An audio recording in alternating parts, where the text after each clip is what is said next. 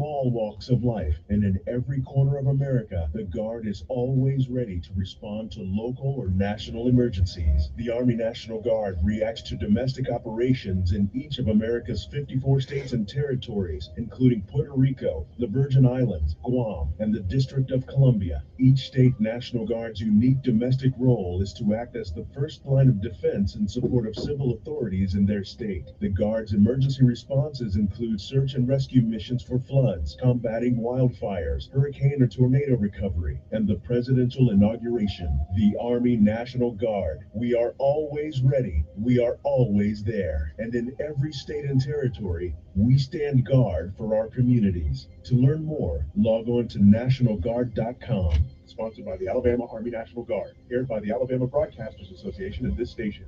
My job, finances, everything's so crazy. I just want to be in control. With Sam, I can. Sam is Smart About Money, a free online resource from the nonprofit National Endowment for Financial Education. Get empowered. Reach your financial goals. Visit samican.org. Hi, I'm Dr. Shelley Place with today's tip for kids from the American Academy of Pediatrics. Food additives can harm children's development and raise the risk of obesity. To lower the risks, choose fresh fruits and vegetables when you can and avoid processed meats. Don't put plastic in the microwave because heat can cause chemicals to leak into your food. When cooking or serving hot foods, use glass or ceramic dishes. For more on keeping your child healthy, talk with your pediatrician or visit healthychildren.org. He's smart, witty, and fast on the draw. It's Mark Levin this afternoon at 5 p.m. on News Radio 1440.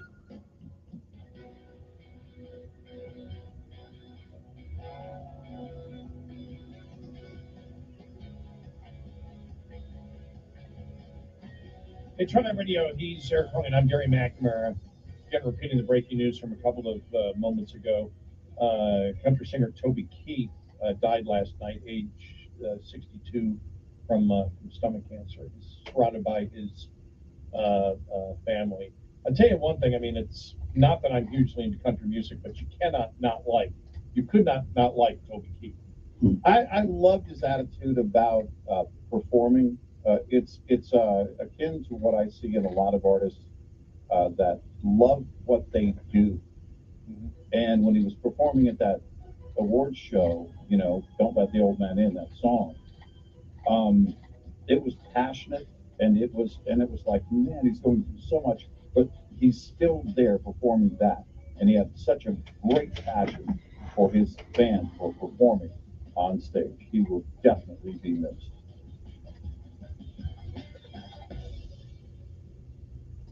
This is Red Eye Radio on Westwood One. Join the conversation using the Shell Rotella hotline, 866-907-3339. Red Eye Radio at Shell Rotella. What matters is inside. Eric Harley for Valley Chrome Plating. Drivers, are you looking to outshine everyone rolling down the road? Look no further than Valley Chrome Plating, your one-stop shop for premium chrome and stainless bumpers, plus a huge inventory of stainless accessories for all makes and models. Valley Chrome will always outshine and outlast the competition. Their products are made with the highest manufacturing standards, made right here in the USA. Family owned and operated, Valley Chrome Plating has been putting the shine on America since 1961. Check out valleychrome.com today. Valleychrome.com. Winter weather predictions can be unreliable. Be prepared for whatever is in store this year with Howe's Diesel Treat and Howe's Diesel Lifeline. The nation's #1 anti-gel, Diesel Treat is the only guaranteed anti-gel on the market. And Diesel Lifeline has absolutely no harmful alcohol and requires no mixing or fuel filter replacements. Available nationwide, Howe's products are designed to keep you rolling through the toughest conditions. Howe's, tested, trusted, guaranteed. Visit Howe'sProducts.com. Tom Bodette here, thinking about all the goofy stuff you only seem to find at truck stops. Somebody must be buying all those alligator eyeballs that are really just marbles, but I bet they're just delirious from driving all night. Well, if you start to think a bobblehead cow seems like a good investment, wheel on into Motel 6. There's over 1,400 locations and many have truck parking, so you can sleep on it before you buy that commemorative mud flap. I'm Tom Bodette from Motel 6, and we'll leave the light on for you.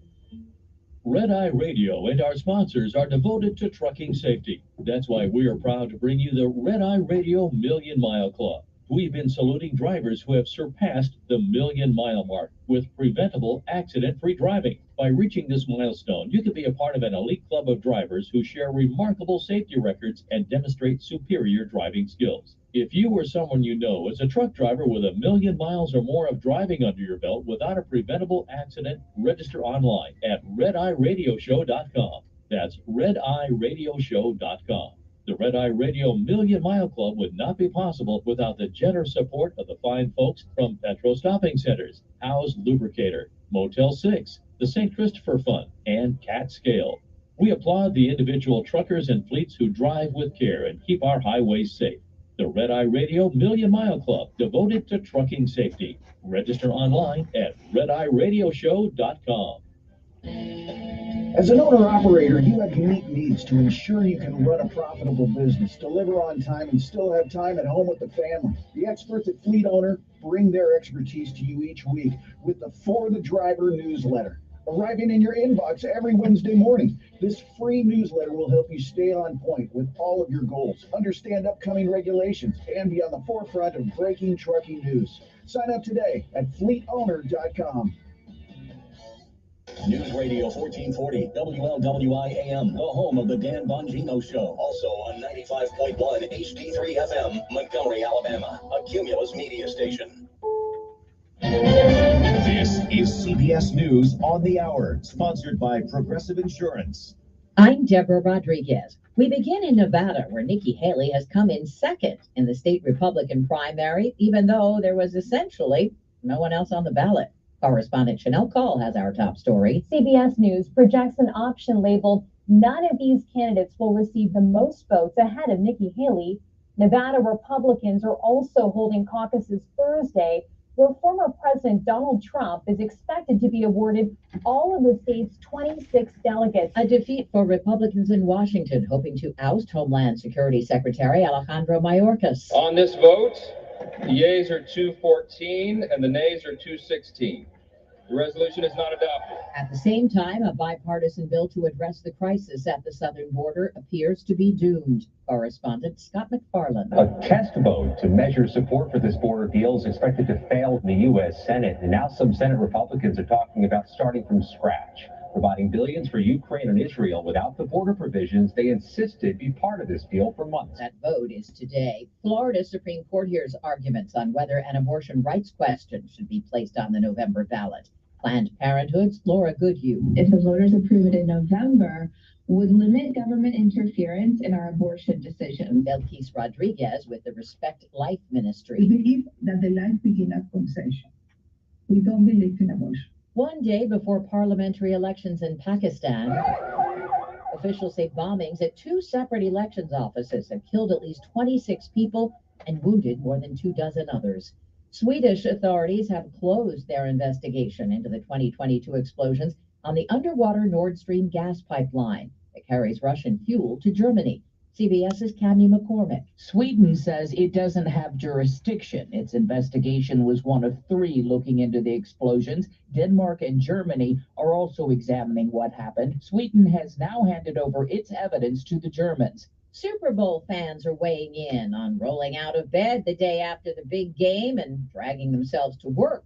CBS's Jennifer DePinto has results of our new poll. After all the excitement of Super Bowl Sunday, some might want a day off. About a third of football fans, particularly younger fans, would like the day after a Super Bowl to be a federal holiday. Nearly half of fans say their favorite part of watching the actual game, followed by the parties, the commercials, and the halftime show. Among non-fans, nearly 40% say the commercials are the best part. S&P futures down 1. This is CBS News. Sponsored by Progressive Insurance. Looking for a career path with flexibility, great pay, and benefits? Go to progressive.com/careers and apply online today. Maybe this will shock you, and maybe it won't, but a survey of people with health insurance shows most say they've had problems with their health coverage just in the last year. Maybe that's you too. So yeah, it's frustrating. But imagine an alternative, a solution to this that actually gets a 98% member satisfaction rating. That's MediShare. That's why it's grown so much. That's why you're hearing about it. So why the incredibly high satisfaction rating? You can save hundreds of dollars a month, and you don't have to compromise on quality or reliability to do it. For 3 decades now, members have been sharing medical expenses and saving up to 50% compared to health insurance. Another reason to love it, you don't have to sacrifice your values to get real value. MediShare is a community of hundreds of thousands of Christians who are like-minded and wanting to help people. So when you share, you save. You can feel good about it. Call now. It's 877-26-BIBLE. That's 877-26-BIBLE. 877-26-BIBLE. An actor is suing a major movie studio. Actor Gina Carano has filed a lawsuit against Lucasfilm and its parent, the Walt Disney Company, over her 2021 firing from the series The Mandalorian. Our people are scattered. She says she was wrongfully terminated over controversial posts made on X. In one, she compared the divided American political climate to Nazi Germany. She was also accused of mocking transgender people and mocking mask wearing during the COVID pandemic. X's Elon Musk is helping her in her fight covering legal bills. Carano is seeking compensatory damages and a court order that she be recast. She's also seeking punitive damages. Matt Piper, CBS News. There's a new criminal hustle in New York City, and the bad guys are taking their cue from Dr. Seuss. Prosecutors have announced charges against 4 people who've allegedly been robbing drunk nightclub customers of credit cards and phones. They call themselves the Grinch Boys. Deborah Rodriguez, CBS News. Well, don't get drunk. When you order Don't get we've drunk. got your back with 24/7 support. Don't get drunk. You won't get robbed. Confirming with the restaurant, guiding drivers when they need delivery instructions, making sure the food arrives on time and is ordered. But if there's a problem, Well, I'm not saying you ought to be robbed, but you know, hey, anytime, day don't or get night, drunk. we'll answer You ain't got to worry about it. Food for work has to work, and we're right here to make sure it does. 100,000 restaurants, one platform. Order 24/7 at You ain't got to worry about it if you're not drunk. If you're not drunk. By the IRS for possible identity theft in 2023. Their U.S.-based restoration specialists are dedicated to helping solve identity theft issues, and all plans are backed by the $1 million package. Which means if you lose money because of identity theft, LifeLock will reimburse you the limits of your plan. Go to lifelock.com and save up to 25% your first year with promo code PLAY. Hi, I'm Ben Myers with Just Blinds here in Prattville. Our family-owned business has been serving the River Region for over 35 years now, specializing in the design and installation of quality window treatments. The process is easy. Our experts will guide you every step of the way, selecting window coverings that best complement your space. With Just Blinds custom window treatments, you don't just change your home, you transform it. Visit us online or in person for a world of inspiration. GoJustBlinds.com. Don't miss Sean Hannity. Biden incoherently adheres Live this afternoon at 2 p.m. on News Radio 1440. Your WSFA First Alert Weather Forecast on News Radio 1440. Sponsored by Jackson Hewitt. When you get your biggest tax refund from Jackson Hewitt, prepare to shout, Jackson Hewitt, yeah, from the rooftops. In the event you don't get your biggest refund, you'll get your money back, plus $100. Another nice day on the way today, mostly sunny skies. Temperatures starting off in the 30s this morning, but they will top out in the lower 60s this afternoon, upper 30s tonight. Tomorrow, though, we're back in the 60s with more clouds. We'll call it mostly cloudy, dry. Cloudy Friday, but still dry in all likelihood. Maybe a shower or two, but most of us are dry around 70, and we'll have rain chances through the weekend. That's your First Alert forecast. I'm meteorologist Tyler Savory for News Radio 1440.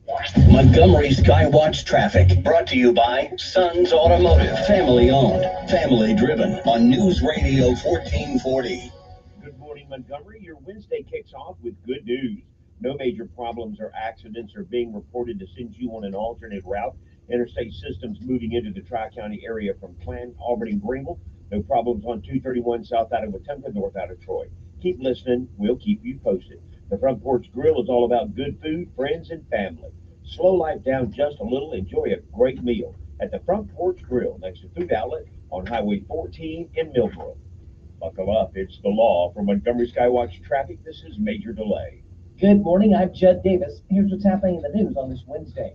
The state is taking over the prosecution of a former Montgomery police officer convicted of killing a man. Alabama Attorney General Steve Marshall will now lead the prosecution of Aaron Cody Smith. Smith killed Gregory Gunn while on duty in 2016. He was convicted in 2019, but challenged his conviction. Alabama power customers will soon be getting some money back. The rebates are based on how many kilowatts are used every month. If you use 1,000 kilowatts, you'll get $5 back. If you use 1,000 give me a kilowatts, break. you'll get $10 back. Customers are getting back a total of around $14 million. Super Bowl Sunday is this Sunday, and it'll break some records off the field. According to the American Gaming Association, nearly 68 million adults in the U.S. will place a bet on the game between the Kansas City Chiefs and the San Francisco 49ers. Bettors are predicted to risk an estimated $23.1 billion this year. Won't be me, brother. Won't be me. We've got your back with 24/7 support to make sure everything goes right. Confirming with the restaurant, guiding drivers when they need delivery instructions, making sure the food arrives on time and is ordered. But if there's a problem, Thanks for calling Easy Cater. call us anytime, day or night, and we'll answer in seconds. Because food for work has to work, and we're right here to make sure it does. 100,000 restaurants, one platform. Order 24/7 at easycater.com. Over $6 billion in tax refunds were flagged by the IRS for possible identity theft in 2023. If you're in a buying this tax season, LifeLock can help. Their U.S.-based restoration specialists are dedicated to helping solve identity theft issues, and all plans are backed by the $1 million protection package. Which means if you lose money because of identity theft, LifeLock will reimburse you the limits of your plan. Go to lifelock.com and save up to 25% your first year with promo code PLAY. I'm Tiffany. I have some tips for you on how to quit smoking like I did. First, I did some reading about it. I found a lot of great advice on how to quit smoking and picked out the ways I thought would work best for me. I started by setting a quit date. Then I threw out my ashtrays, lighters, and matches. I did other things too, like exercising more, and it worked. But I'd still get cravings, especially on long car rides. To help me with that, I put a picture of my mother in my car. She died of lung cancer from smoking cigarettes when I was only 16. Now I have a 16-year-old daughter. That picture of my mother reminds me that I don't want to miss all the things my daughter is going to do in her life, including turning 17. You can quit. For free help, call 1-800-QUIT-NOW. A message from the U.S. Department of Health and Human Services and CDC. Alrighty then. Time to go to work. When it comes to your money, you want to get smart about smartaboutmoney.org, a free online resource from the nonprofit National Endowment for Financial Education. Smartaboutmoney.org. All right. Cold water. Ready to roll? Telling it like it really is. That's the fact. It's the Dan Bongino Show, weekdays from 11 to 2 on News Radio 1440. And here we go. Sometimes you need to reset, refocus on your day. Good morning. Hello, Mary. Mary. This is Frank. with Kevin Elkins. Good morning.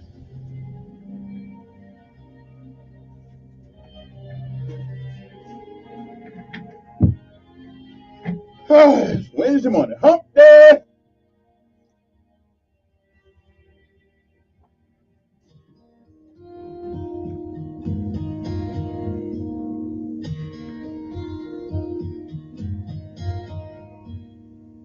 Tomorrow morning, if you wake up and the sun does not appear,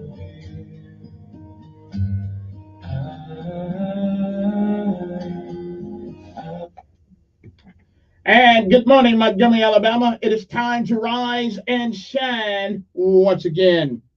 For it is once again, one more day, one more time. You're on top of the ground, and the ground's not on top of you. Good morning to you. I'm Kevin Elkins, and this is News Radio 1440 on your AM dial, or newsradio1440.com, or News Radio 1440 95.1 Channel 3 on HD Radio. Either way, it's free. Plus, we got an app. It's free too. News Radio 1440. You'll check it out when you go to the App Store. Anyway, good morning to you. It's time for our daily bread. A word from on high, something that'll change your perspective or give you a new one. Either way, it's good for the soul. Good morning. Today's Daily Bread is simply entitled Angels on the Walls. Our scriptural insight today comes from Nehemiah 4:6-9. But Nehemiah 4:9 reads, we prayed to our God and posted a guard day and night to meet this threat. That's Nehemiah 4:9. Go read it for your own edification. Good morning to you. It's time to rise and shine. And again, it is February the 7th. It is a day like all the other days that has never been. It is also a day that once it is gone, it will never, ever come again. It is a once-in-a-lifetime deal. You don't get it back. You don't get a do-over. You don't get to come back and undo all the things that you do this day. And more importantly, you don't get a chance to come back and do all the things that you should have done this day that you didn't. So whatever you do with this day, make sure that if tomorrow should be, you'll be proud of what you have done with the time that you have been allotted for this day.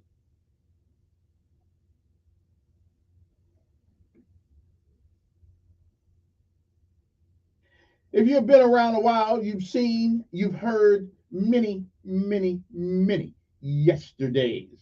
And if we are blessed and given the grace, mercy, charity, and love of God, we may, I'm not sure, we may see some tomorrows. But if tomorrow should never be, then it is this day. That is the first day of the rest of our lives. What are we going to do with it? Whatever we do what we can, for whom we can, while we can, until we can.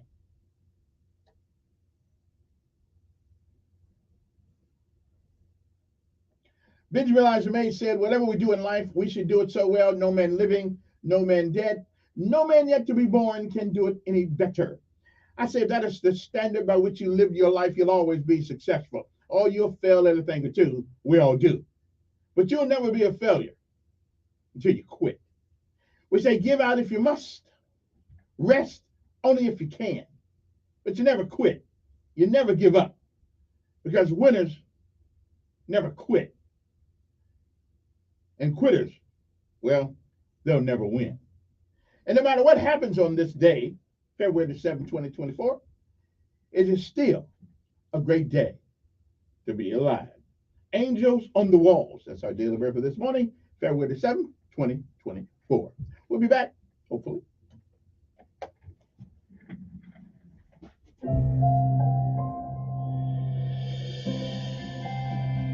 Welcome to our Daily Bread.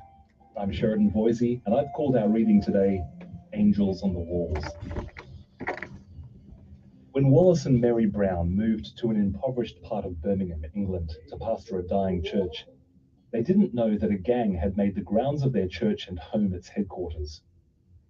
The Browns had bricks thrown through their windows, their fences set on fire, and their children threatened. The abuse continued for months. The police were unable to stop it. The book of Nehemiah recounts how the Israelites rebuilt Jerusalem's broken walls. When locals set out to stir up trouble, threatening them with violence, the Israelites prayed to God and posted a guard.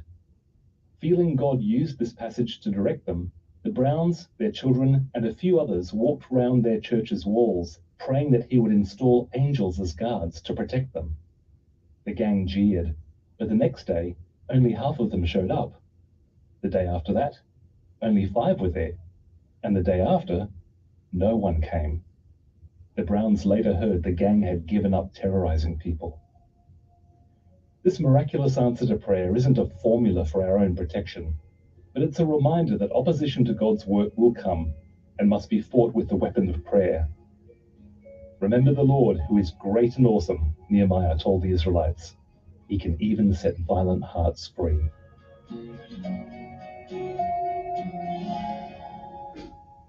Today's scripture reading is from Nehemiah chapter 4, verses 6-9. So we rebuilt the wall till all of it reached half its height, for the people worked with all their heart. But when Sanballat, Tobiah, the Arabs, the Ammonites, and the people of Ashdod heard that the repairs to Jerusalem's walls had gone ahead and that the gaps were being closed, They were very angry.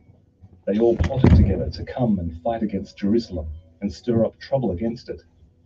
But we prayed to our God and posted a guard day and night to meet this threat.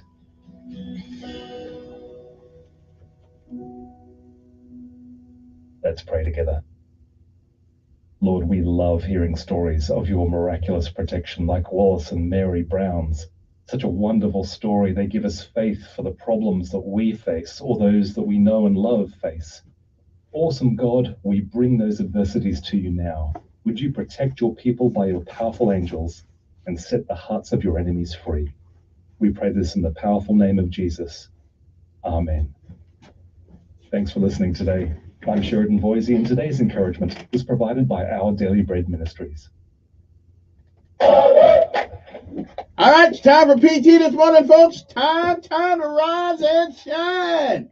Get it going, get it going. Oh, here we go, here we go. That's what they say. Hard work, work, work. I earn my pay. Hard work, do it every day. Get up by the 2:45 and I go and earn my pay. Oh, yeah.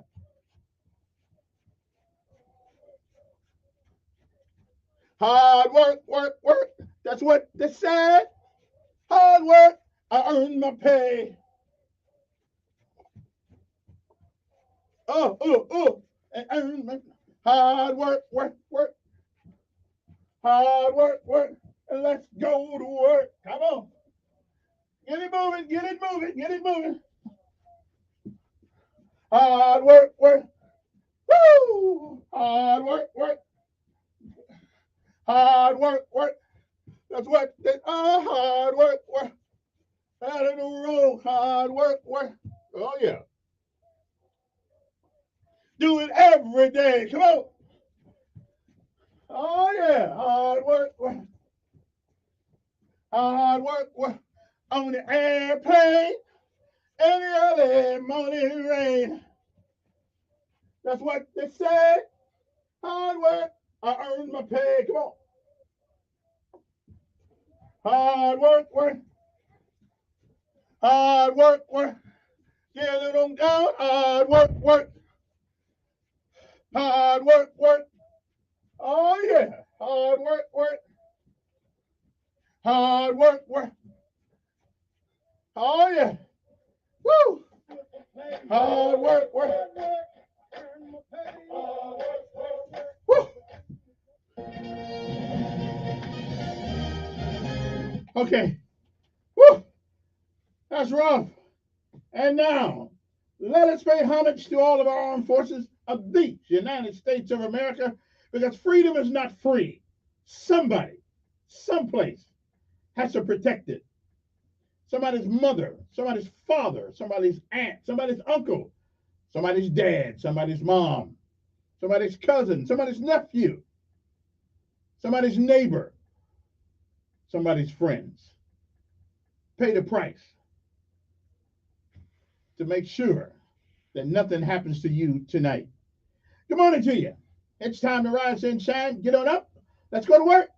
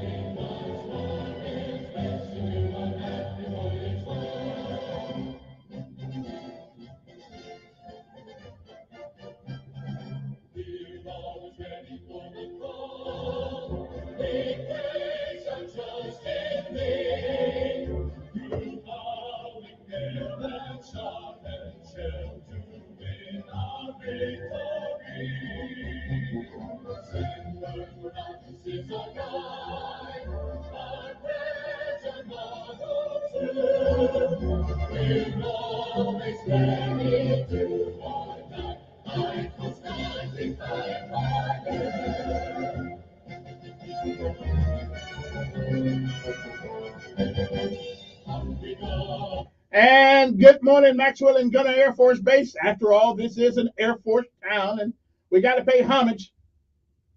After all, they put the air in airborne. Did they not? I think they did. However, let's never forget, had it not been for the United States Army, there would be no Air Force. So I don't get it twisted out there on Maxwell. I started to say Hickam. I don't know why I'm thinking about Hawaii. Come on now.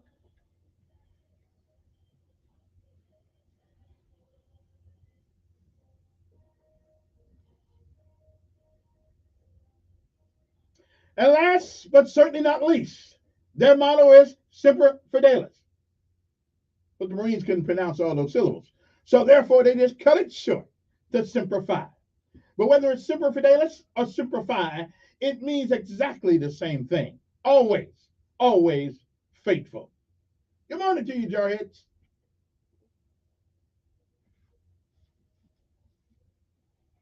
Somebody's got to be reminded every morning about freedom and the young men and women who guard it. That's my job. That's my job. Oh, yeah. Army, Navy, Coast Guard, Air Force, and of course, the United States. And okay, all right, we'll throw Space Force in there too. We ain't figure out what the hell they do yet, but they get the check, so they must be doing something. And good morning, and good morning. And I wonder, did I do I don't think I, wait, hold, wait. I think I didn't do the, hey, let me do the angels on the wall. I got this all backwards today. My bad.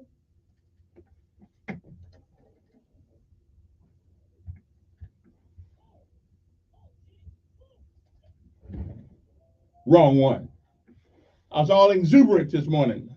I forgot my main reason for being here. Or did I do that already? I can't remember. Mine's going bad.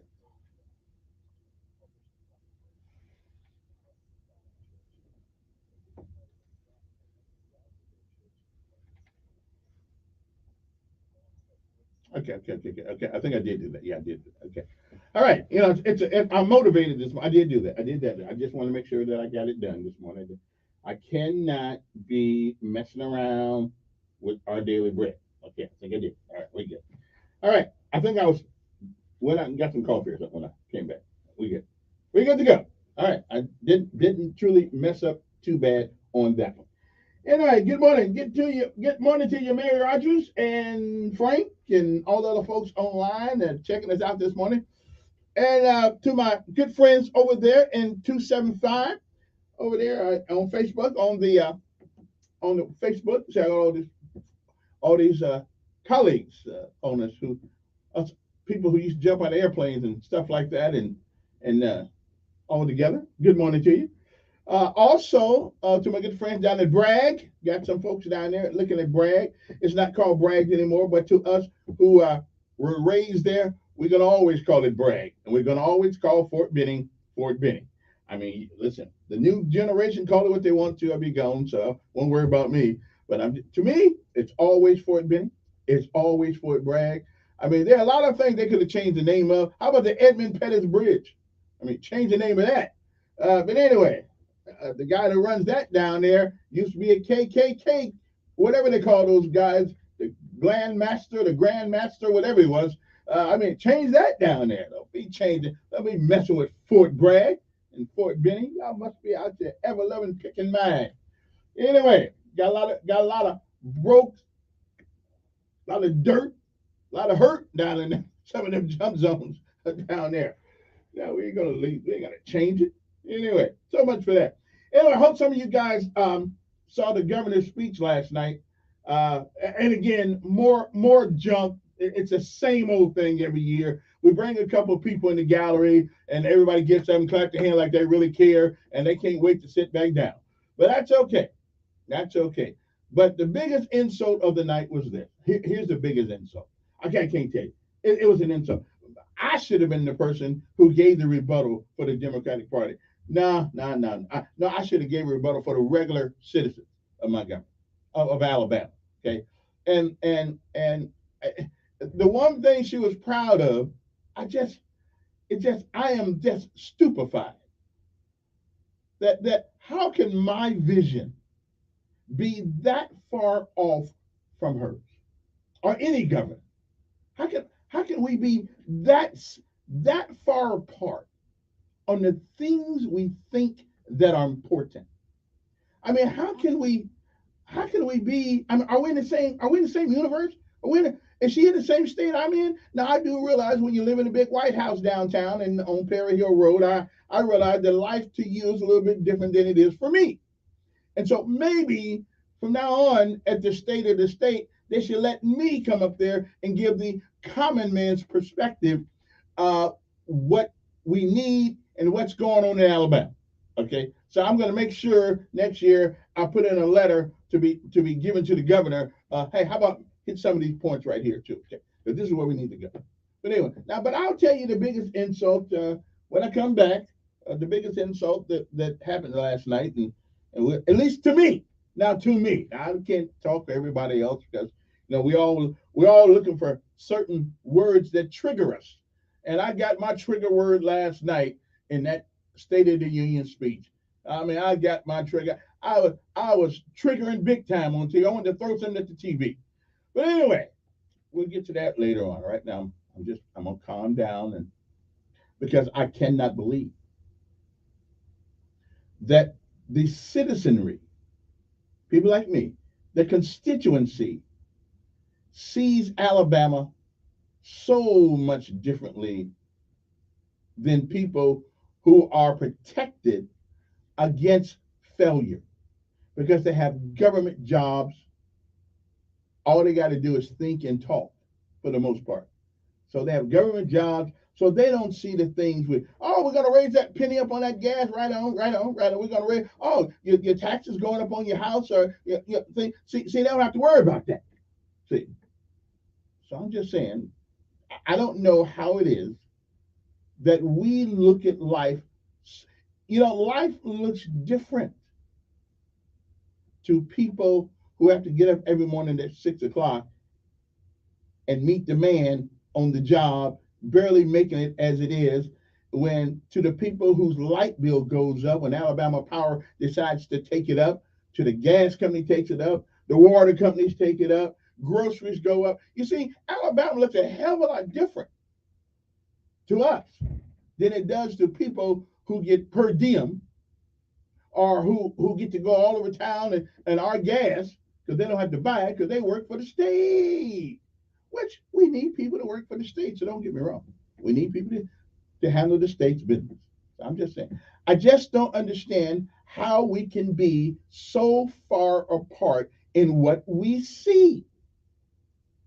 How is that possible? How many people watched the State of the Union last night, the State of the State last night, and wonder what state she was talking about? Is there anybody out there? And you bring a couple black children into the rotunda, into the thing down there, and the teacher, bless them, love them, are good. Their accomplishment was good, but I don't know. I think it's all a facade. It all looks good from the outside in, but not from the inside out. But anyway, that's just my thought. But I'll give you my perspective on the State of the Union last night. Yeah, I'm glad she didn't go forever though. That was good. Anyway, so let us take a break, and we'll be back. Uno momento. I just can't see how my vision, the things I see, are so much different that people in government see. It is so different, and I cannot understand how come our visions are that different. Maybe it's kind of thing. I often say that the way the world looks to you depends on where you're sitting when you're looking. Hmm. Just think about that for a second. The way the world looks depends on where you sit. And where I'm sitting, Alabama, from correctional the correctional, the penal system we have here, education. Oh, that was the biggest joke I heard last night. What in the hell good does it do you to be able to take your child from one school to the other if the environment is the same in either? Huh. I thought I was watching Laurel and Hardy last night. Let me back.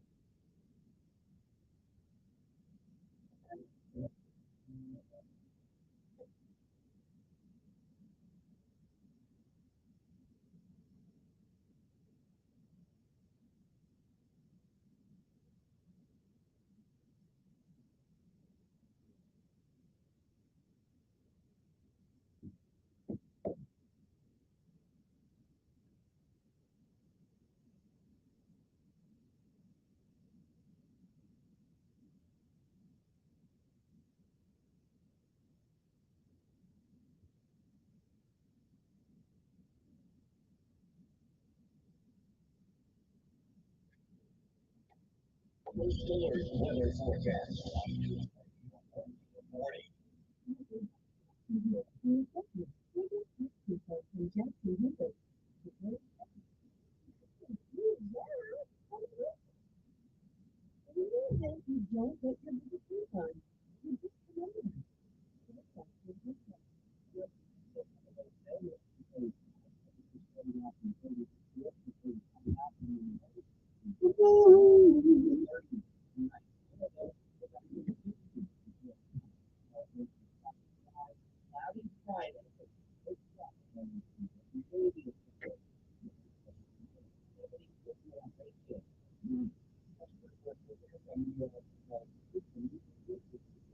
Montgomery's Watch Traffic brought to you by Sun Automotive.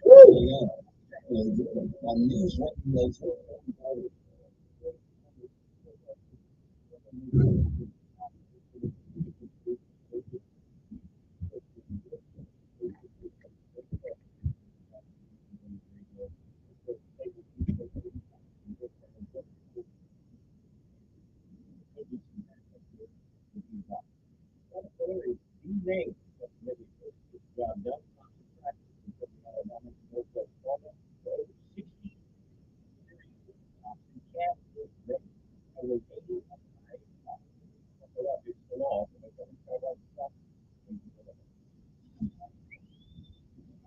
It's that time of year, Corner fans. The biggest esports tournament is back. This week marks the kickoff of IEM Captain Pizza. The Illustrated tournament features 24 of the best teams in California.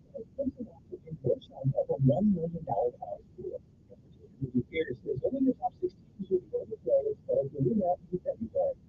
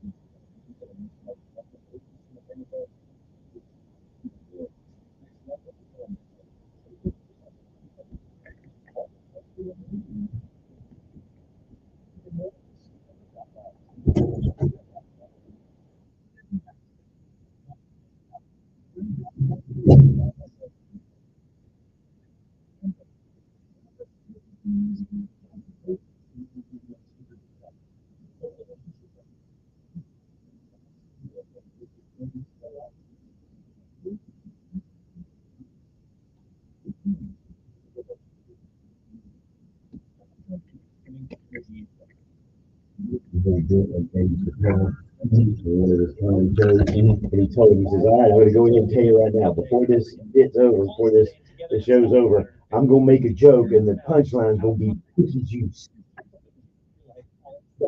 Yeah. He goes on and changes it. It goes on talking about all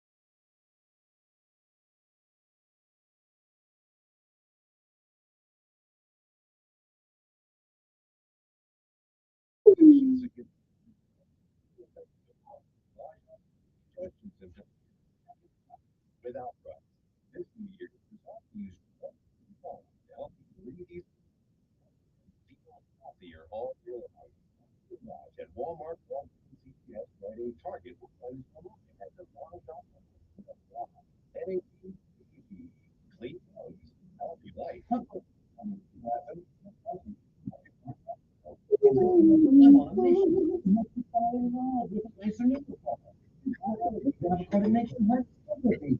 All these places, right? But it's easier stuff. Telling you like it really is. The John Gino Show. Today's 11 to 2 on News Radio 1440.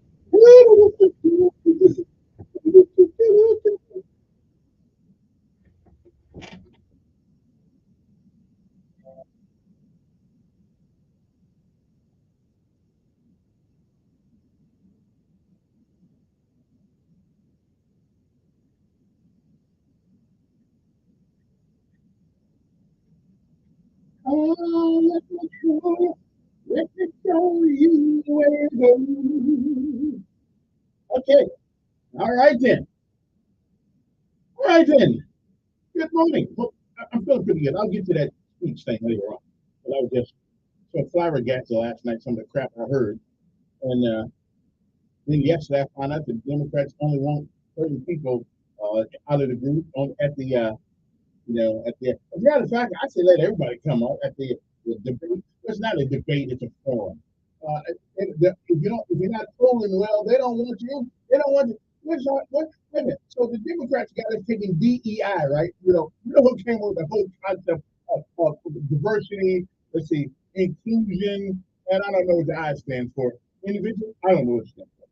But anyway, they come with all these rules, but then they don't want to apply the rules to their own people.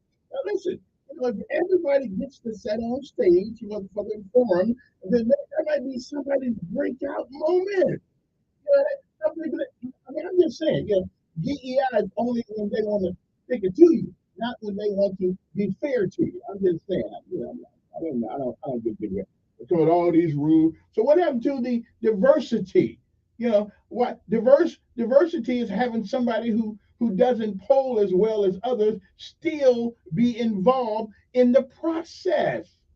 Okay, I'm just saying. So diversity and inclusion, whatever the hell the other word is for, DEI. See, diversity, equity and inclusion. Yeah, okay. So so the Democratic Party in Montgomery, in Alabama, is not abiding by the DEI structure they gave to all of us. And we got corporations all over the world putting DEI on. But they don't believe in using that stuff themselves now, do they? Oh no! Whoa! Give me a break, Jake. Anyway, good morning to you. It's time to rise and shine. Now it is time for lessons of life and the word of the day, because we got to have the word of the day. It is my attempt to make sure that your vocabulary succeeds your intelligence. Okay, I'm just saying. So the word of the day is adject. Okay, ABJECT. Abject. What does that mean? You'll hear this word. You hear this word sometimes used, and it is an abject poverty. Oh, so what is? Okay, so it's abject. So what the hell does that mean? Well, it means showing hopelessness, or you have resigned from the process. Abject. AB, well, for my military friends, that's Alpha, Bravo, Juliet, Echo, Charlie, Tango. Abject. Showing hopelessness or resignation. Some people get that way sometimes when they get beat down enough. Anyway, 6:43 in the morning. Now, what is the lesson of life today? Now, this is an interesting one that sometimes we as individuals forget. We forget. I mean, again, it's how life looks to you depends on where you're sitting. And sometimes we're sitting in a temporary great place and we forget what other people see. And it's all temporary. Everything we have is temporary. So we sit in temporary places sometimes, and that's good and bad. And we forget.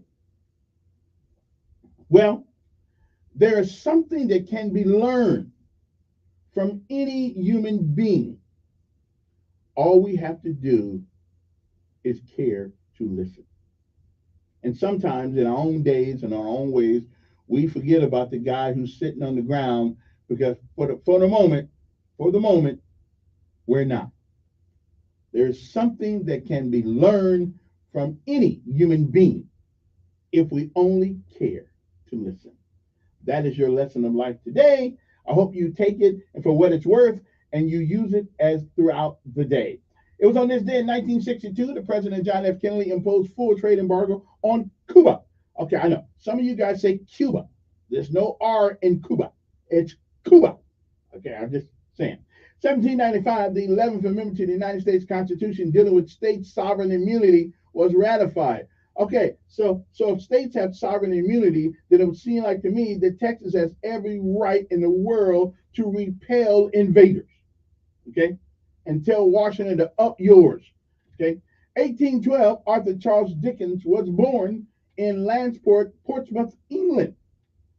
In 1817, America's first public gas street lamp was lit, of course, in Baltimore at the corner of Market and Lemon Street. Some of you guys probably know where that is. I don't know. 1904, a fire began in Baltimore that raged for 30 hours and destroyed more than 1,500 buildings. Wow. Well, at least somebody got some work out of that. 1943, the government abruptly announced that wartime rationing of shoes made of leather would go into effect in 2 days, limiting consumers to buying 3 pairs per person per year. Man, who buys that many kind of shoes per year? Not me. I can't even tear up the shoes I got on.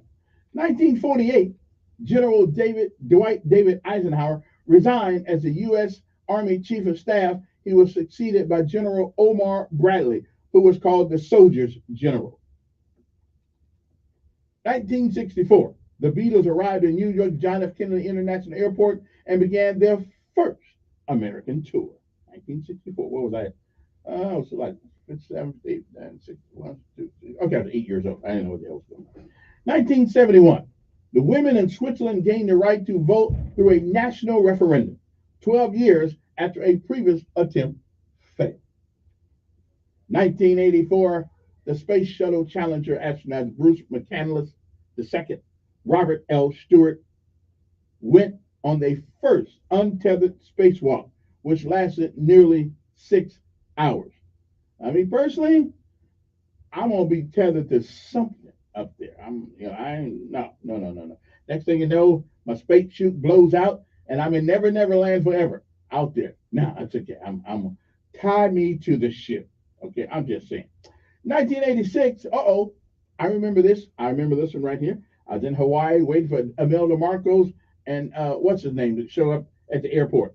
The Philippines held a presidential election marred by charges of fraud against the incumbent Ferdinand E. Marcos, Haitian president for life. Jean-Claude Duvalier, 28 years of his family's rule. In 1998, the Winter Olympics Games were opened in Nagano, Japan, by Emperor Akihito, close to it. 1999, George King Hussein died of cancer at the age of 63. He was succeeded by his eldest son, Abdullah. In 2009, a miles-wide section of the ice in Lake Erie broke away from the Ohio shoreline, trapping about 135 fishermen. Some as long as 4 hours before they could be rescued. One man fell into the water and later died of an apparent heart attack. That's a lot of water for me, too. Walls of flame roared across southeastern Australia, leveling scores of homes, forests, and farmland in the country's worst wildfire disaster in a quarter of a century. Bolivia's new constitution took effect. Death claimed jazz singer Blossom Dearie at the age of 84. And country singer Molly B at the age of 69. And Jack Culver, inventor of the taser gun, at the age of 88. So if y'all want to know who y'all can thank for when the police pull out that taser on you, that's the guy. In 2014, although that's better than getting a bullet, I gotta tell you. In 2014, the Sochi Olympics opened in celebration of Russia's past greatness, and hope for future glory. President Barack Obama, during a visit to Michigan State University, signed an agriculture spending bill spreading benefits to farmers in every region of the country while trimming the food stamp program that had inspired two-year battle over the legislation. In 2017, St. John's beat top-ranked Villanova 79-75. It was the second win that week over the top 5 teams. St. John's had earlier snapped an 11-game losing streak by beating the 4th-ranked Duke, and biotech billionaire Dr. Patrick Schoen struck a $500 million deal by the Los Angeles Times and to buy them and the San Diego. And what are we celebrating today? Well, if you really want to know, today is National Signing Day. That's right. Today, high school football players are eligible to commit to the college of their choices. Whip out your, I had to make sure that said the right thing before I got there. Whip out your Texas Instrument 84 calculator and spot the little button that bolsters the exponential functions, whatever that means. Obviously, math was not my great strength. Today is the day of Global School Play Day. Today is the day we let children run around as much as they want to. They do that already. Grenada Independence Day. Let us join together and celebrate the day that Grenada became an independent nation. Yeah, we helped with that. Yeah, we did. Hey, boys. Yeah, we went over there, try to make some stuff happen over there. Okay. So let's join together and celebrate the day they became a great nation, whatever year that was. We helped them keep it though. We helped them keep it. Hug an addict or alcoholic today. Now, we do help in destigmatizing addiction and rehabilitation to help addicts or alcoholics in their recovery. Now, listen, they're not really okay. Listen, you're either drunk or you're not. Or addict or you're not. We ain't stigmatized. It is what it is. I'm just saying, can't trust you. You're stealing things and stuff like that. National Ballet Day. We love ballet. Some of us do, I don't. Here are several magical reasons why you think you'll appreciate it too. So it's National Ballet Day. National Black HIV/AIDS Awareness Day. Stories of survivors and the tales of the latest innovations in education and treatment for HIV/AIDS. National Fettuccine Alfredo Day. I don't know what that is, but I think it's got some white sauce on it or something like that. National Girls and Women's in Sports Day. Well, now that used to mean something. See, that used to mean something back in the day. Girls and women. But in our society in America nowadays, if you want to be a girl or a woman, all you gotta do is say it. And then you could be a guy, 6'3", and still got your package, and you can just call yourself a girl. Now, if I'm women and I'm a girl, I take offense to that. I would take offense to letting men join my sport. I really would. But y'all somehow y'all have forgot your backbone, and you let these men take over women's sports. I do not understand it. National Jack Day. If your name happens to be Jack, then today is your day. Okay? National Periodic Table Day. Most people don't really know what the periodic thing is anyway. So it's elemental. No, that's gold. Yeah. I still don't know why gold is so precious. I don't get it. It's precious because we said it. Well, we ought to took something like lead and made it and did our commerce with lead. It ain't never gonna. Anyway, pay tribute to the charter science classrooms saved us from flunking high school chemistry. Okay, I know what lead is. Lead is PB. Okay. Gold is what is gold? More of that later on. I know gold when I see it. At least I know what it looks like gold. No, you don't. I know it when I see it. No, you don't. Well, wouldn't I? Because there's fool's gold. I said that's why I say I know real gold when I see it. No, you don't. Okay. Anyway, Rose Day. No flower signifies feelings of love and romance like rose do. Basically, it means you spend a lot of money for something that's going to be dead in 3 days. That's what that means. I think roses are good. Roses are good. They're fun looking at, but I don't want to buy them. All right.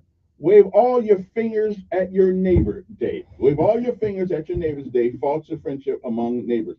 So, yeah, I got you. Wave at your finger. Yeah, I got you. World Read Aloud Day.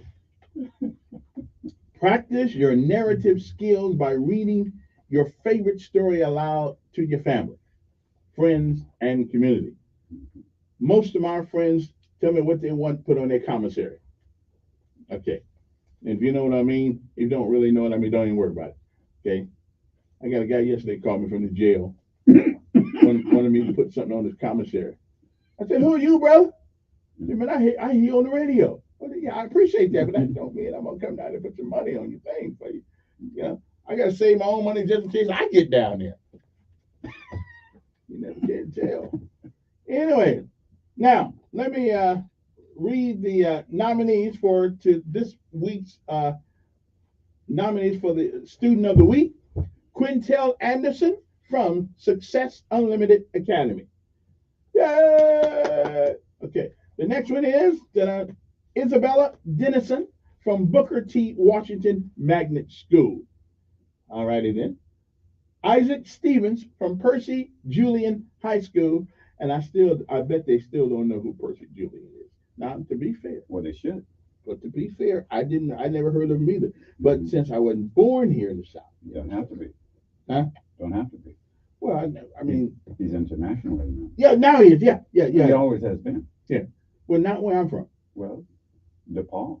Well, actually, it is where I'm from. It is almost where I'm from. Yeah, it is DePaul. It's almost where you're from. I never, never heard of him. So you told me about it. Yeah. Never. But you would think that the people over the first thing they should do was tell people who he is. Right. You know, the students over there. Who I agree with that. Yeah, but they have. Hell, most of them didn't know who General Lee was. That reason all that hell. That's true. That's true. Most of them didn't know who he was. Isaac Stevenson from Percy Julian High School. Next one, Cameron Underwood. I guess it's like CAM with a big diggle wiggle at the top, and Ron, whatever. I guess that's Cameron Underwood at Prattville High School. Nikhil Pasana of Loveless Academic Magnet Program High School. Okay. Nikhil Pocana. Hey, if I messed your name up, call me and tell me. Don't want to do that. Anyway, those are your students who have been introduced this week for Student of the Week. So good luck to those guys. Okay. Had to call Mayor Woodfin's office the other day. Yeah. I picked up the phone. I was reading what he said in the newspaper. I didn't like it, so I called him on the phone. And needless to say, he said, "I don't know you." I said, "That's okay. I don't know you personally either." So I called his office because he's over there talking about mayor calls for civil action on abortion rights and President Trump. Now, I don't really care about the President Trump thing. Trump can handle himself. But I never have figured out why people think people have a right to kill their children. That's a matter of opinion. People are entitled to their opinion if they don't agree with They're entitled to their opinion. That's true. Yeah, that's what it is. Right. But opinions must be at least somehow based in reason and logic. Well, because killing children is not something to brag about. Well, here's what you have. Yes. There are people who believe that it is a potential life. It is not a child. It's a potential child. They lie. That is their belief. That's how they justify. But that is the look. Throughout the world, there are people who believe that. Okay? They're idiots, and they believe that. They believe that. No. I'll tell you. Can you disprove it? Yes, I can. How? Yeah, life is a process, and anything that interferes with that life through that process destroys life. Right. Life starts at conception. So that means including wearing a condom. The Catholic, that's right. The Catholics believe that too. But everybody doesn't believe that. You get what I'm saying? But that's their belief. But we didn't start the process. No, but you start the process. But see, here's what I say, Kevin. Yeah. What you just said. Yeah. If you are disputing what they believe. You don't believe that wearing a condom is not. Well, I believe it can stop the process, but it didn't interfere with the process. Because the process of life starts upon conception. No. Yeah, it is. No, the process starts. The process starts when you start. Right. But and you know when you start. Yeah. When you go through the process of the action, that is where it starts. Okay, so I'm saying it's how far you carry that. See, you're disputing. Here's what I'm saying. Until the tadpole gets down there. Hold up. Here's what I'm saying. You're disputing at another point. They are disputing it at the very beginning of the action. Okay?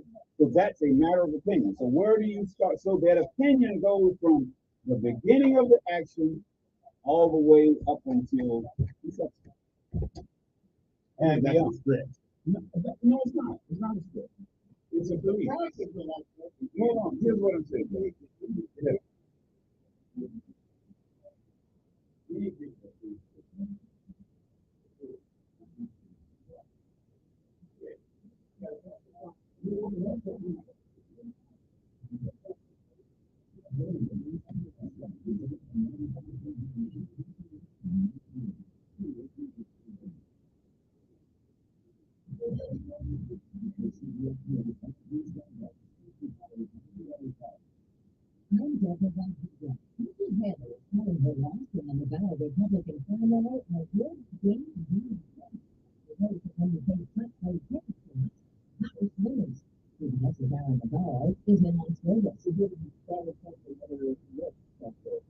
You just take into look at topics. This is the only action there's nothing you have to talk about and discuss what to do about it. Whether they lose to whether we set it or back. Things that will be full speed ahead and that's all in beyond. I did see the Homeland Security Secretary Mayorkas has failed. Democrats in the government. Impeachment is one of the most serious complicated security stuff. It's not something that only gets thrown down to the street or vote when you disagree with someone. Republicans, including Marjorie Taylor Greene, say that we can bring articles of impeachment back to the floor maybe as early as next week. Secretary of State Anthony Blinken was in Israel today and reviewed the latest the fighting in Gaza. Blinken met with Israeli Prime Minister Netanyahu to discuss the Hamas response to the ceasefire and hostage release proposal. The response generated that takes restraint.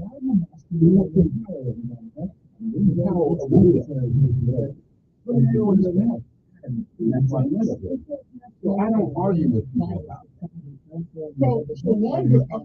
I'm not arguing about it.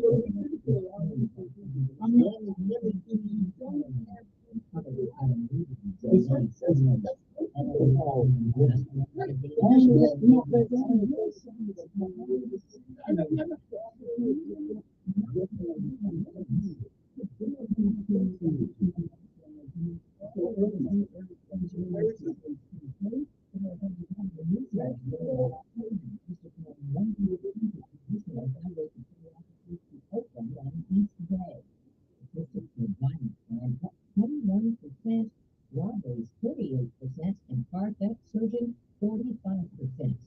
People are finding all kinds of things to do with new virtual reality headsets. Introducing Apple Vision Pro. Unfortunately, some are pretty dangerous. Tesla drivers have to post a video of themselves wearing the $3,500 contraptions while they're on the road. Now, the National Highway Safety Administration's warning, it's simply reckless. S&P futures up 6. This is CBS News. Think O'Reilly Auto Parts for all your car care needs. Get the parts and service you need fast from the professional parts people at O'Reilly Auto Parts. Maybe this will shock you, or maybe it won't, but a survey of people with health insurance shows most who have had problems with the health coverage just in the last year. Maybe that's you too. So yeah, it's frustrating. But imagine an alternative, a solution to this that actually gets a 98% member satisfaction rating. That's MetaShare. That's why it's grown so much. That's why you're hearing about it. So why the incredibly high satisfaction rating? You can save hundreds of dollars a month and you don't have to compromise on quality or reliability to do it. For 3 decades now, members have been sharing medical expenses and saving up to 50% compared to health insurance. Another reason I love it, you don't have to sacrifice your values to get real value. MetaShare is a community of hundreds of thousands of Christians who are like-minded and wanting to help people. When you share, you save. You feel good about it. Call now. It's 877-26-BIBLE. That's 877-26-BIBLE. 877-26-BIBLE. Someone's been keeping close tabs on a pop star. The service reporters took his heads putting in camera with a cease and desist. These made the Trump exist and other celebrities had a point. In fact, action against him back in 2022, saying his social media post was a security threat to him and his family. Taylor's now claiming the same, but she's got a couple of high-profile flights in the works. Eras Tour picks up again tonight in Tokyo, and she's got a 12-hour flight to Vegas for the Super Bowl before heading back overseas to Australia. Monica Ricks, CBS News. There's an argument I don't get into. What's so great about Taylor Swift? Well, see, it's like, what's so great about Michael Jackson? She is the Michael Jackson of this time. That's all. Yes. See, in other words, it was Beyonce at one time. Yeah. Now it's Taylor Swift. Yeah. So, are you asking the same thing about Michael Jackson or Beyonce? No. You know, Beyonce, I don't get that about. Yeah. But Michael Jackson certainly had more talent than Taylor Swift. Well, Taylor Swift was a writer on a song. She played the instruments. I mean, she is talented. Okay. And she goes for a large group of people because she brings in country, she brings in R&B, she brings in a lot of that. That's what's so great about it. That she covers a lot of genres in her music. That's what makes it fun. He's popular with young people, he's popular with old people. Then Michael Jackson, he hit a genre in there at that time, and that was the people that we needed to do. I saw Michael Jackson's talent. I haven't seen her. Have you ever seen it perform? No. All right, then you haven't seen it. I listened to the music. Well, you're not like that. The different versions that she does at different times. And she has an international. That she does for some reason. And that's it. That's all it is. But now it's being made something more than it is. They're trying to make it political, and she's not.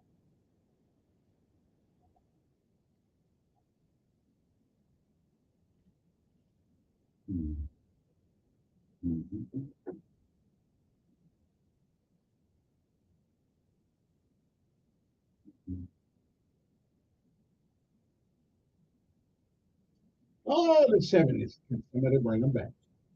86014 for the number. Did you have an opportunity? That's Donald Jim. He's been in a while because he's been, and stuff like that. But today, did you see any of the governor's speech last night? No.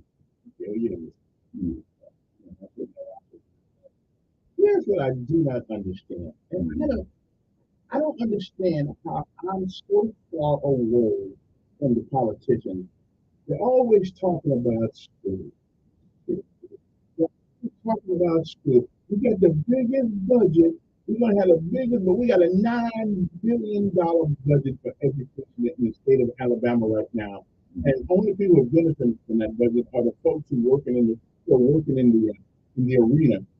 And not, I've never seen there's delusion. When you have somebody in the public school, my son gives me absolute hell every day about going to that school. And not only him, because I said, well, it's $1,500 MA or whatever you want to go. I don't have that kind of money at the moment. And he just looks at me like I'm crazy well sometimes. And I said, well, no, but it's not me. It's the people that run the school system. The chaos. Well, also, let me just say this. Yeah. What you have, all schools are not like the school you're talking. What you have is all of the individuals are entitled to public education, whether they want to be there or not. And that's the problem. Aren't they entitled to a quality education and an educational environment? The environment is based on people who are there. Exactly. Okay? But in other words, you can go to, like this. Let's tell you what. If you go to the average private school, the average, I'll say average, all of them not. I'm going to give you an example of private school. But on the average private school, there's an expectation to pay for it. Okay? Then in the magnet schools, there's an expectation because there is a standard that is expected. Okay. Now, when you get into the public school system, the traditional schools, what you have is average. And average merely means you're supposed to evaluate to the top. And therefore, you have the average students who are average everything. You have so many of them that they outnumber the above average. And then you have the below average students that are there also. So you have the average, and the below average students who are in public school that cause the problem. That's it. They're just their attitudes, their respect for education, all of it is average or below average. Now, when you go to private school, there's an expectation that is above average. The parents are above average. The average parent that pays for a child to go to private school has an above average expectation. That is not true. In public schools, you have a large number of parents who don't pay at all. And that is the problem. It's not up to the parents. Yeah, it is. That is. I'm That's the sorry, problem. that's their That's the job. problem. The problem is the parent. Their job. No. And that's why you don't understand. I'm not buying it. Well, let me ask you this. Let me ask you a question. Okay, someone called me and said, "Kevin mentioned you on the radio, and you mentioned me. Why did I go to St. Louis? What was I don't know the context." I said, "Look, I'll discuss that with Kevin when I'm on the radio." Okay, what did you say? What was the context? Because I have knowledge of private and public. I don't know what I couldn't answer that question. I don't know, because you mentioned me, and why was I going to St. Louis? Why did my parents leave St. Louis? I don't know what the question. That's what some of the asked. I didn't. Yeah, that's some of that. And I told them the same with you. Oh, I don't know. They got asked. Well, how did that come into contact? Because we talk about the environment in our public schools. It's a tradition. So what is it? There's no reason in the world or the environment at PJ should not be the same environment as an MA. You won't face up to the truth. The truth is the parents are not the same. Doesn't make any difference. Yes, it does. No, it doesn't. Okay. The school run the people, hold on. the administration of the schools run the school, not parents. I read that to you before, because there was a president of the Teachers Association that wrote about that. That is a partnership between the parents, the teachers, and the students. If there is any one of those elements missing in that partnership, there cannot be success. This is what all parents, all teachers, and all students should know. It is a partnership between the three. If there is a missing link in there, if the student doesn't, if the parents don't care, and if the teachers are not dedicated to those students, if any one of those three elements is missing, if that's what's missing, and I'm just not buying that. well, I'm sorry. That's it. That's the answer to that question. Because the legal relationship between We're not talking about school, legal. it's called local parenting. That has nothing to do with Yes, it. it means in lieu of the parent. When you go to that school, the authority is not about authority. It is about authority. Let me tell you this. Okay. Watch this. You know why prisons are run the way they are run? Because they got the authority to do to you whatever they want to do. Right. Right. And the schools don't have that same Yes, authority. they do. No, Yes, they do. They may not. They may not employ it. If but you they have the same thing. you are disruptive in prison, they can put you in And they solitary can confinement. put you out of school up here. No, they don't put. Well, That's right. They don't. No, That's right. They don't. No, but they can. no, there is a punishment if you act up in prison. Now, and there's a punishment. No, it's not. No, it's not. Who did away with it? There is no punishment. Who did away with it? There is It's on the books. Corporal punishment is actually on the books in the state of Alabama, and we do not use it. You think you're gonna beat a guy 18 years old? Put him out. And what does that do? Who cares what it does? So what I'm saying, Kevin, there has to be a willingness on the scene, and then That's right. It in has to be prison, willingness in on prison, the administrator. the willingness for the prison to cooperate in the sight of the guards because they punishment. But you know what? They kill people in prison. They kill people in school. No, it's not like they kill them in prison. 18, 14, 40 is the number. I just cannot believe that I'm the I told only you. one that sees this. You because you don't see. No, You don't see what I'm It's got telling you. nothing to do with And- parents. and- When you go to school, Yes, it has it does. nothing to do with parents. In It other does. words, it's a partnership. There has Not really. Yes, it is. It don't have to It be. has to be. It has to be. Kevin, that's why I tell you. So you don't understand how private schools work. There's a partnership between the school, the parents, and the students. Yeah. It's a partnership. I do. You don't believe it? I don't Well, believe you never There's understand. no partnership. Yes, it is. When you go to school, you come under the authority of the schools And that and is me. administrators. If you have a kid who is Put 'em out. at home, Put 'em out. Hold on. What I'm telling you, Kevin, that's why you have a choice. Put 'em out. And here's the difference. If if you wanted your child to be better, you would sacrifice and pay and put your child in private school. I don't feel sorry for you. I don't feel sorry for you. Pay the money to put him in a better situation. For the school they got now. I blame you. I pay for the school they got now. I should be able to get the same quality of education. You don't. Because of the administrator. You don't with the cheap stuff. Because I was just to say. You know what? You know what? If that was my child, I would take my child out of that environment, and whatever it costs, I would put him in another school. So what we do? Because I can't change those schools. So what? Yes, we can. No, you can't. Yes, we can. Because you can't change those. Yes, those parents who are just. I don't care about that. And then that's the problem. Good morning, who's this? You gotta understand the problem. Good morning, sir. Good morning, sir. He's wrong. No, this is factual here, bro. This is not opinion. This is a fact. It's a partnership.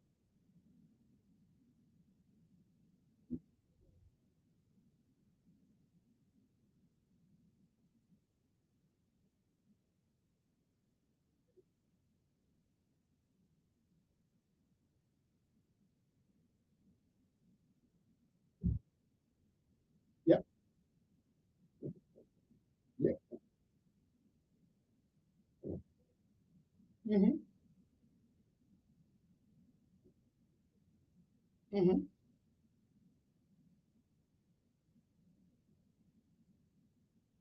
Yeah. Yeah. But people have been stealing forever. I mean, people have been stealing forever. Yeah. Right.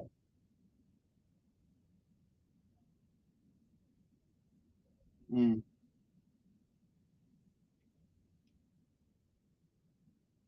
Mm-hmm.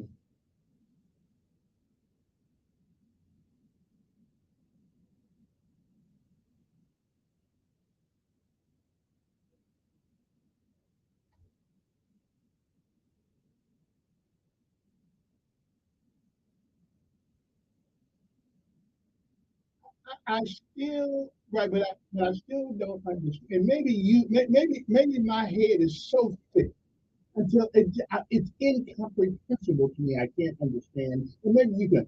I cannot understand why the environment. Valiant Cross has shown us you can take the same kid and go to regular school and and create an environment.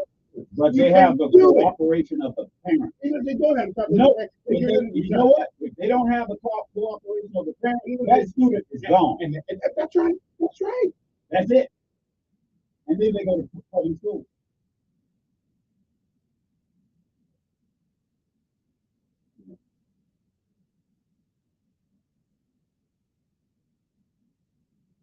Mm-hmm. Right.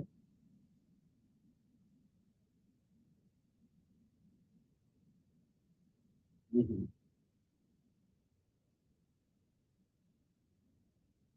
Right. That's right. It's not. It's okay. It's not one school policy. There's a different policy, sir. It's the same school system. No, it's not. No, it's same not. School system. No, it's not. It is. Here's what you have. If a student is disruptive at LAMP, they are removed from LAMP and sent to the traditional school. And it could be done in the same other school. No. Yes, if a student is disruptive in the regular school system, what do they do with it? You should send them home. What do they do with it? All I'm asking you. If a student is disruptive in the traditional school system, what do they do with that child?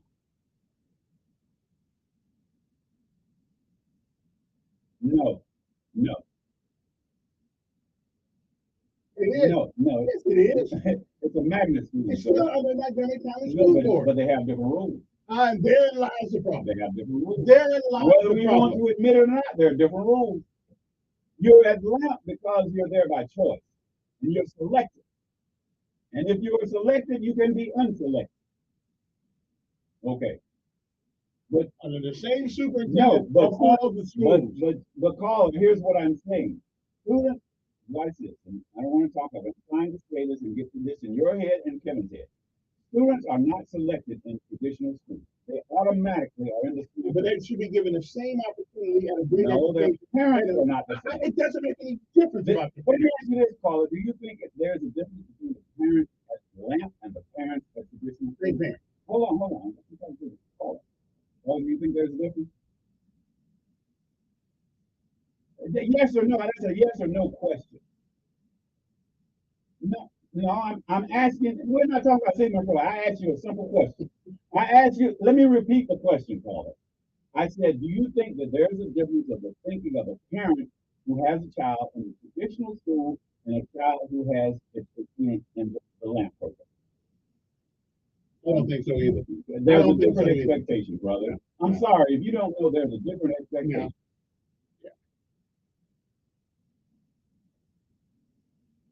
Out of the public school. That's right. But I'm not saying every parent in the traditional school system is not like that. But I'm saying, but you can't. But I do know this: there is an expectation of a parent in the LAMP program. And if the public school system had the same They don't have that expectation, thing. they could. The parents. No. They have different parents. When they show up at the schoolyard, the teachers and administrators are in charge in lieu of the parents. It's not a matter of being in charge. It's what they choose to do. Hey, got to the break. We'll be back.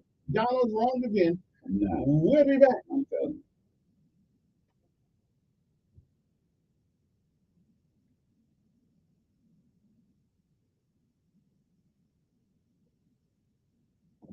Radio 1440. We all ain't wrong. I'm gonna tell you. Look, I'm gonna tell you something, bro. Look, I'm gonna tell you. That's school's responsibility. I'm gonna make it personal on there. I'm gonna tell you something personal. What happened, and I'm gonna put it out over the air. What happened to me personally? Personally.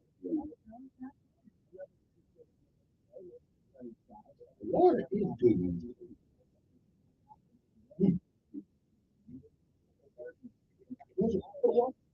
Yeah.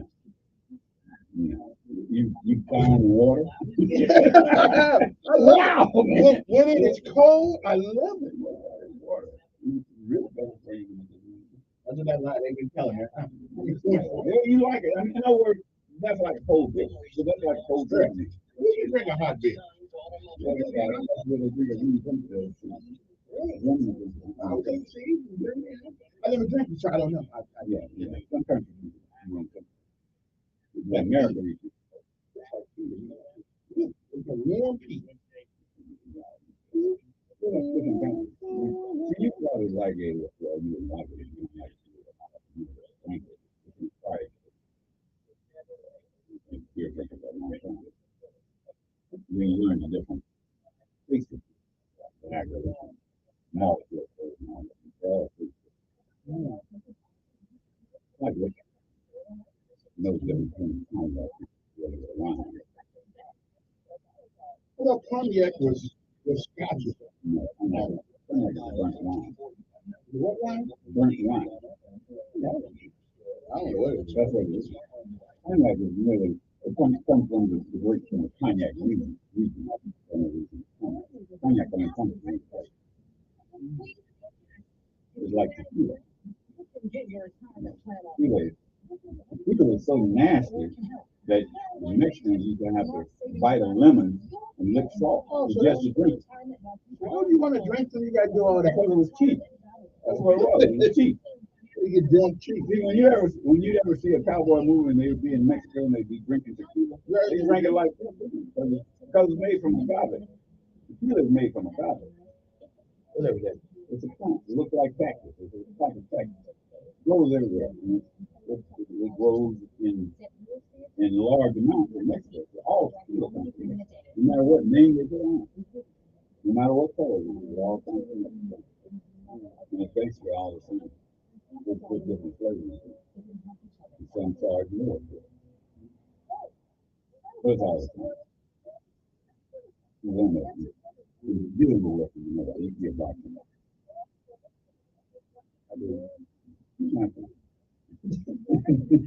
It's just like wine, you know. I have a friend of mine who's a wine collector. And his house wine. I mean, a wine collector. He goes all over the world and collects wine all over the world. There's this big wine selling. His house wine is a wine called Hector. That's one of the most famous wines out there. Hector means 100 meters by 100 meters. That's a common saying in Europe.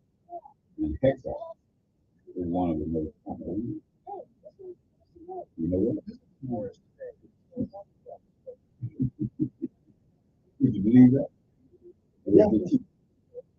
People have, because we have wine testing. They have these different wines out there, and people be testing the wine when they come from this Cabernet Sauvignon. He has it out there, and they're going like, "Ooh, this is the best."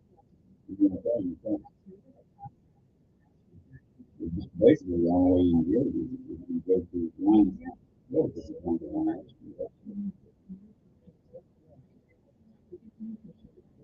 The one cosmetic thing that I don't understand. So women have gone from putting earrings in their ear to putting it in their nose to putting it in their lips.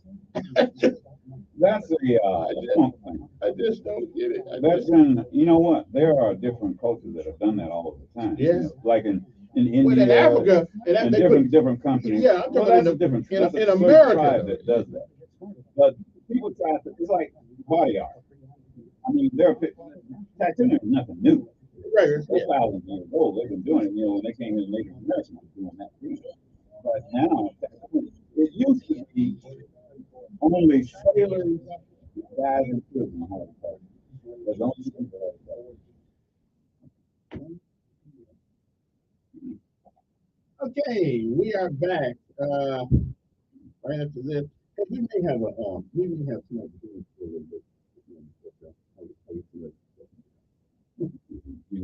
What up? Good morning. Who's this? You like to do that. I'm only here. I know. I got you. Morning. Morning.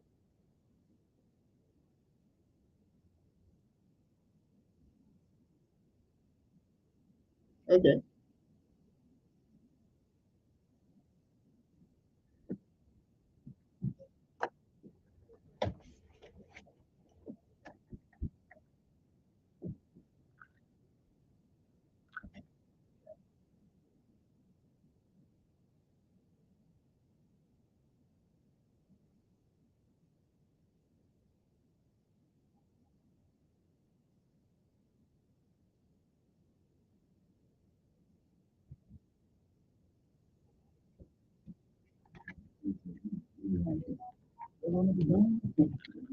Yes, sir. I think Kevin doesn't understand that there has to be a buy-in from the parents. It's a partnership between the parents, the students, and the teachers. And if any one of those elements is missing, So now we're giving the authority over the kids to the kids. No, that means they are willing to participate. They don't have to be. No, yes, they do. I'm just that dense. You are. I'm dense. You are dense. Because when we brought young troops in, and we didn't care where they came from. The rules were the rules, regardless of where they came from. They chose to go to the military. Yeah, some of them didn't buy in. And we got rid of the ones who didn't buy in. Right. And that's the same thing. Yeah.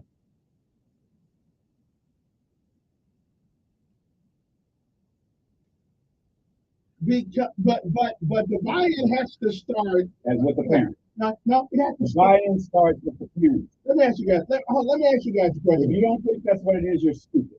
That I'm stupid. Yes, you are. Because all parents are not necessarily academically inclined. You don't have to be academically inclined. You have to be supported. The standards of the school shouldn't change because I'm from West Montgomery. No, it doesn't. You have to have supportive parents. No, if we don't, we give up. We don't have support. That's the missing element. So we give up because we don't have supportive parents. No, we just have to deal with it. Okay, we don't have any discipline in public school. Therein lies the only time we got disciplines in the magnet school, and then we threaten them to put them back in regular school.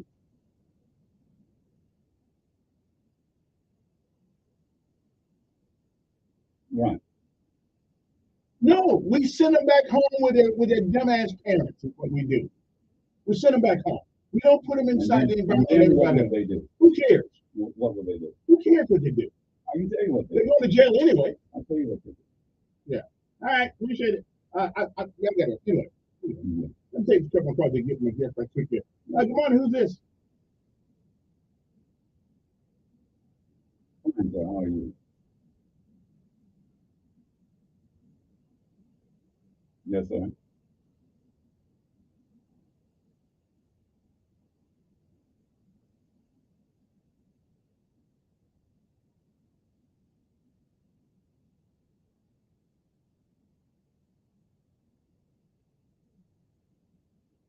Okay.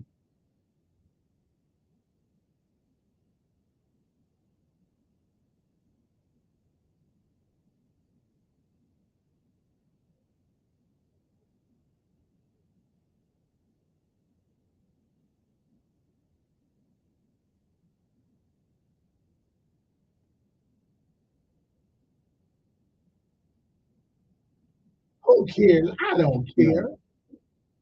I don't care. I don't care. Well, I can tell you what happened there. Well, you know what? You know what that is. Here's the simple thing that will happen. All private schools have a choice of who they can select. Okay, so that means they will only select the students they want. So the students who are causing the problems won't go to private school. It will only be the same people who are going now. Yeah, that's all it is. So it's nothing new. Yeah. Listen, let's start on this when we get back. I gotta take a break, and I gotta take a break. You can call back on time because I got a guest in for a minute here. We gotta take a break. We'll come back with my good friend Mr. David Graham. We call him the People's Doctor. He'll give a couple minutes here to tell us what's going on at the Veterans Wellness Center over there, and we'll talk a little bit about that. And as we come back, finding out again, I say knock the hell out of him and put him out there. That's right. I told him he got the wrong sperm pool. He got the broke. Just too cheap. He got the listen. Hey, he got the broke. You got to pay to play. He got the broke pool. No, you're not broke. That's your priority. We'll be back. We'll be back.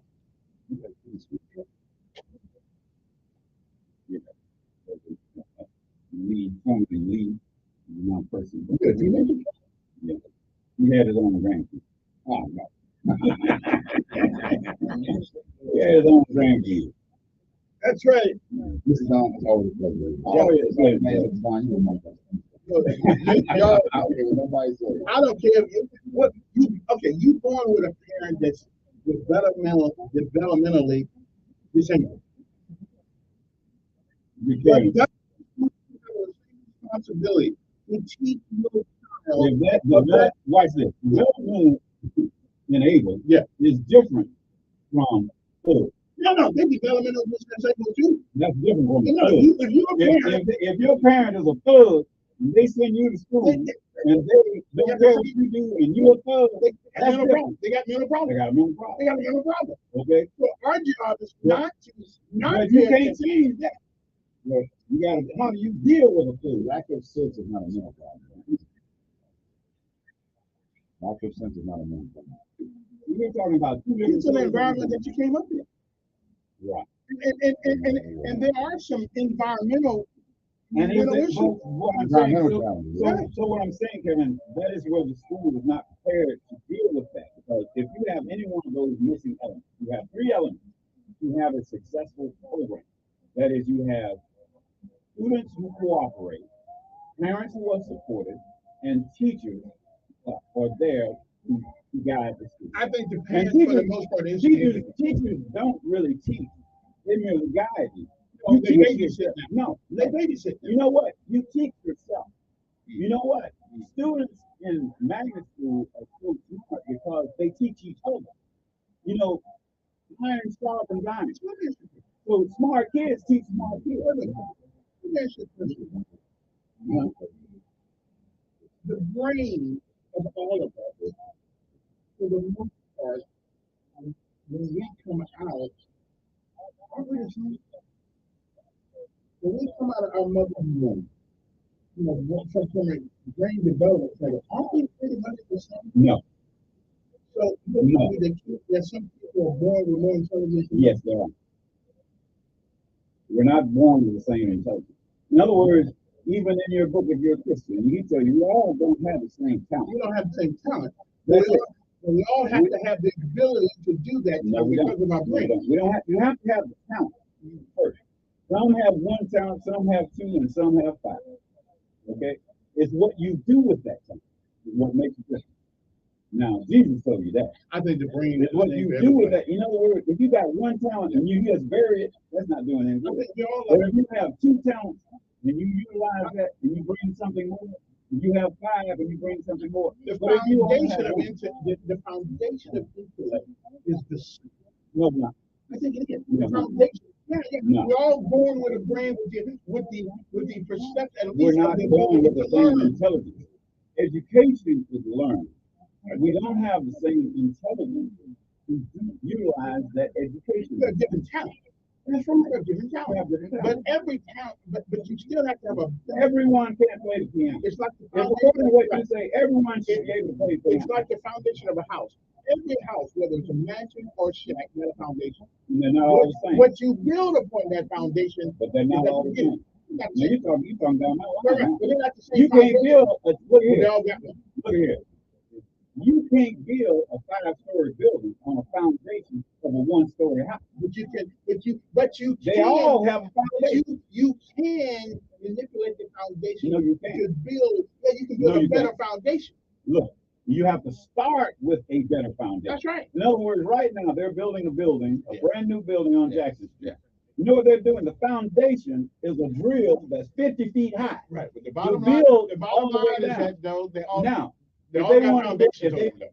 that's They all got foundations on. that's a different foundation. Maybe so, Now, but if they you all want to got build a foundations. house, all you got to do is go 12 inches deep. You make too many That's it. excuses for them. Yeah. All you got to do is 12 inches deep. That's where the average soil is 12 inches. Yeah. A floating slab is 12 inches.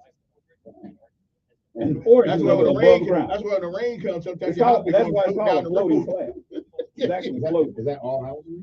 Most of them. Now, if you're in certain areas like Oakdale, they put a pier foundation where you have, it's, I tell you, in Houston Hill, they're 10, 15 feet deep. Yeah. Because that's what, you know where Houston Hill is? Because that's infield dirt from Clampton Bowl. So they have to go 15 feet. Yes, sir. Okay, listen, man, we'll get back to the other conversation later on. I got the people talk of the Veterans Wellness Center. And it's not just for veterans, it is for veterans and non-veterans alike. So tell folks who you are. Man. Make sure Well, you get Mr. Cole, first, I got to pay my, it's always a pleasure to be able to Mr. Collins because I always feel like I get some part of it. Wait a minute. Mr. Kevin. Okay, I said Mr. Kevin. I said Mr. Kevin, man. I said Mr. Kevin. But you got to pay respect, man. Yeah, okay. I feel like I get smarter when I leave Mr. Donnie. I feel like I'm smarter, I'm more educated.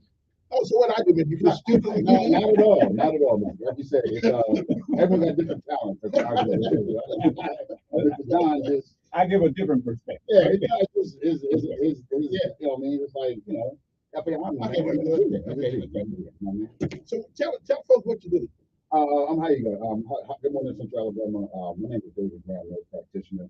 I am a veteran of Alabama, and we are focused on getting chronic pain management using pharmaceutical products. No pills, no shots. We also do primary care. We treat everyone. We're not just for veterans. We want our veterans to know that they have an advocate on their side of medicine. A lot of times, that's not veterans. The first thing they say is, I provide this and this. So we're there for the military veteran. I open that practice to identify a need of my time traveling the country, helping veterans just in the ease my time to be as a nurse. It just was a bit of the obvious need to create the veteran choice program because of the veterans don't have access to care. It is what it is. I can make this up and this is what you all are. Military veterans don't have access to the healthcare on a level that should be there. These men and women have sacrificed. They come to the airplane, airborne, they don't have access to the healthcare. They don't have access to it. Too many people, let's say, too many messages got to be sent, too many calls have to be made. It's just a problem. And so the VA, they recognize the need, and they created a program to alleviate that need. It's called the VA Community Care Program, and that's what we're a member of. Veterans Wellness Center that I want to be a part of the VA Community Care Program. We do primary care for veterans. I'm very excited about it because I actually, the VA has allowed Veterans Wellness Center to help out with primary care. Now, what does that mean? Primary care, for example, Mr. Veteran, let's say after you guys, you have a good day, y'all fishing, y'all hiking, your backside hurts, right? You don't want to go to the it's not an emergency, it hurt back. You get an appointment with your primary care, you go and see him, you guys talk, you sit down and talk, maybe it was an x-ray, so if it's some weight, exercise, whatever the case may be. That's the job of the primary care. If something comes up and it's not an emergency, you should go see your primary care doctor. Your blood pressure pills, you can refill, you got to get new medication, you have a blurred vision, whatever the case may be, the first person you should contact, it doesn't matter 911, is your primary care doctor. Not Google, please stop Googling, please. Go see your primary care doctor. And that's the role of the field locations that, Chantilly was created to be a applicant of primary care for the VA. But obviously, numbers are numbers and facts are facts. Veterans still need access to improved access. Because obviously, you understand, I think in 2016, 2017, veterans were waiting an inordinate amount of time for primary care appointments, and some of them were dying waiting for these appointments. Veterans it's a problem of the system. No one person solve it. It's a systemic problem. The VA is taking steps to alleviate that. They authorize primary care to the VA to get program. And that's what veterans benefits are there for. If the veteran needs it, we're going to try to get it for them. That's our sole mission. We're going to help the veterans get access to this care. We're there for the community. You don't have to be a veteran. We take Medicare, we take Blue Cross Blue Shield, Aetna, Cigna, United Healthcare. We're there for the community as a whole, but our emphasis is our military veterans. Okay. If someone has arthritic pains or anything like that, does yours the system you use, is there any way to alleviate some of that for people who are Absolutely. I'm a living example of that. I have not taken a pain pill. I don't have any cartilage in my knee. I have zero. I'm extra in my knee with the cracks and all kind of funny shapes and lines in my knee. I'm not taking a pill. The pain in 2018. And I was 31, 45 years old. I was 31. The orthopedic doctor told me I need a new knee 15 years ago. I need a new knee. However, to this day, 2018, when I first company to think in technology for myself, I have not taken a pain pill. Within a week, my knee got hurt. Within a month, I was running on concrete again. I'm still 6'6" years old. And I still I do things that the 20-year-olds can't do. I push my truck around the mall. And so we're just really trying to do things to help our veterans get moving. We got a lot of veterans coming to my clinic. I had a veteran, 70 years old, doing push-ups again. The neck surgery and back surgery, doing push-ups because of this technology, able to activate dormant nerves inside. How do people reach out to you guys? Hey, we're on the give us a call with 334-676-2797. We also 334-676-2797. Give us a call. We're on the internet as well at veteran at PWCAlabama.com. We're also on Facebook at Veterans Wellness Center Alabama. We're also on Instagram now. I know it's an Instagram part of this radio show, but if you're at PWC Alabama. That's how the BWC. You know what I'm saying? But yeah, we're definitely out there. We just have to be able to let the veterans know that we are here and really for them. And sorry, because actually we're doing some things today. Actually, I was able to make some connections with my athletic side of things. I was able to reach out and connect with a former U.S. Olympic gold medalist and Army veteran, Ray Mercer. Ray Mercer. He's in town hanging out with me. We're doing some things, trying to raise awareness. We're going to be hanging out today at my facility, Monticello Drive. So come on, hang out with Ray Mercer, 5911 Monticello Drive. And it's a lunch. We're heading to Tuskegee to kind of hang out with the homeless veterans up in the dorms. There's a lot of times, there's veterans up there. They're getting their help, but just, they're not just there, right? They're there, kind of like just hanging out, not really getting the interaction with the community or getting access to services, getting physical therapy, getting pain management, getting access to mental health more regularly. So Ray, we're going to hang up. We're going to head up to Tuskegee today and hang out 11:30. We're going to bring a bunch of people. So you guys, let's go to Tuskegee, man. Let's hang out with these veterans. A lot of military veterans are on this show listening right now.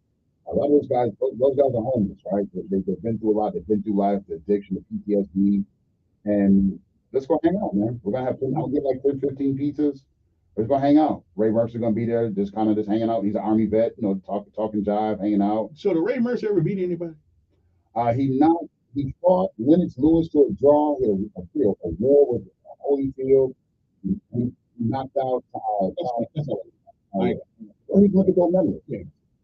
He's looking gold medalist. So yeah. Interesting. He was the last Olympic gold medalist when the gold for the United States of America, 1988, Ray Mercer was the last Olympic gold medalist that represented America. That winning the gold.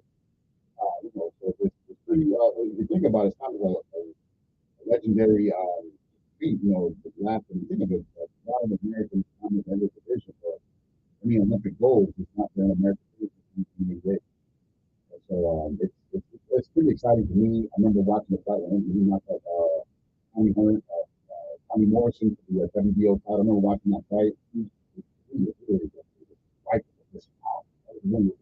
Watch the highlights of that knockout. It's kind of a dark finish. Watching it, but you know what? It's kind of like it's. I like it. Look at it. Hey, yeah, you the man. It's it's boxing. When you think about it, there's always a human need. Some of the human cycle is really right. But the bottom line is, if anybody has an issue with the primary care, or they have some pain, leg muscle problems, or something like that, they can come to the Veterans Wellness Center. Yeah, yes, they can. We see you. Absolutely. We recognize that as of right now, Kevin, the fact numbers don't lie, man. There's something going on that's impacting us. I have a war, man. Veterans, the war against, I don't know how to describe it. Veterans are dying, veterans are suffering, they're not getting help. And to me, it's some type of social war against our military veterans. And again, though, you see more than veterans. I see everybody. Right. I said, but I want our veterans to know that someone is there to help them, and that they need help. Give me your number one. There it goes, 334-676-2797. And your name? My name is David. 6'6", 300 pounds, so he can handle it. I like to keep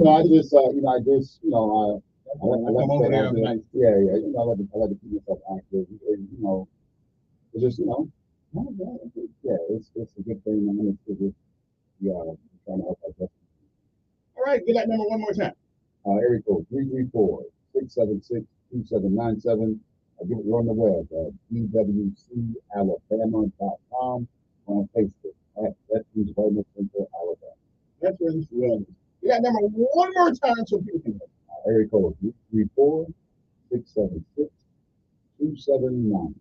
There we go.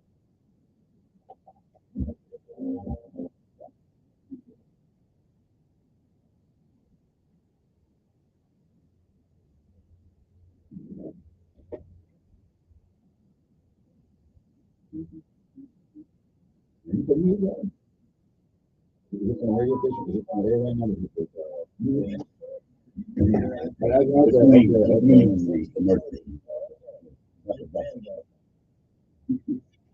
It's always good seeing you. You good? Are we done? Yeah. Cool. Yeah. I forgot my book. Yeah, see, I come only on the first and third Wednesday. So that allows Kevin to get all of the other stuff out of the way, so that we can discuss issues. Well, I always say, I give my perspective. I never say he's wrong. We have a different perspective. Sometimes we get wrong. Well, not everything. So it's good to hear you, man. You have a problem. It's about, hold on, Mr. Brown, I'm getting better at that. Getting better at it. Yeah. I'm good at keeping cards. See, I always keep cards. I have never thrown a business card away. That's what I'm doing. On this one, and you do primary care. Okay, because I have the AARP Medicare card, and every year they come and do their thing with me once a year. House. Yeah. Right. House call. I do that too. Yeah, they do. Yeah, because I saw practitioners. The practitioner, every question she asked me, the answer was no. Do you have this? Do you do that? No. And then do you ever see yes? No. I mean, a lot of it I just don't have, and I don't take nothing from any form of stuff. I'm not even asking. I believe, and that's what I like about hearing you. The first thing they want, and that's why I'm hesitant to go to them. Every year they say my blood pressure is high. It's always higher when they take it, and then when I take it, it's a little bit lower, but it's still high. And what's left? I say this is my whole I'll be 69 next year. So you ever get any like headaches or it's feel funny? You singing your extremities at all? When they say how high they talking about their face? What are you talking about? Well, it was I think it was like so. You're saying you monitor on your own outside of when they come to you? Yeah, I didn't do it last time because every year for the last 5 years they've done it. It's always higher when they take it than it goes down. This? Have you had this EKG done? No. All right, you said EKG done. Okay. What's your connectivity? Non-invasive information. Okay. You know what I'm saying? You ain't got to draw no blood. I ain't gonna actually get no blood. Okay. You should EKG. EKG is completely normal. Look at the thing. You're 69 years old, no issues. You know, a drinker or smoker? Yeah. Regular beer. Yeah. We thought that. I'm just saying. I got you. We gonna make sure the vitamins are good. Check your prostate and find your black man. You know what I'm saying? Yeah. No, this is the PSA one. You know what I'm saying? So.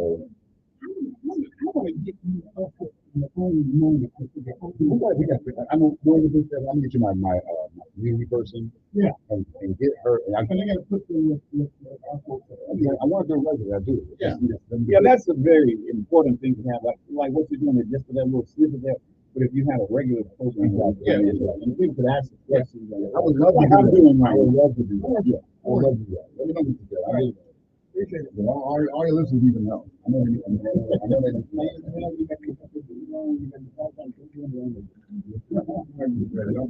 Hey, that's a racist. He's a racist.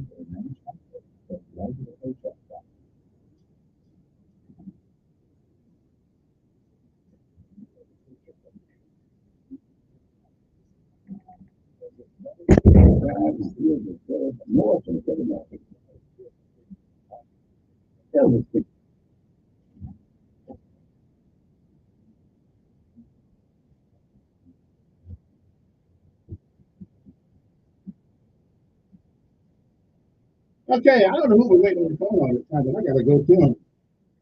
Good morning, who's this? Good morning. Good morning, sir. Good morning, sir.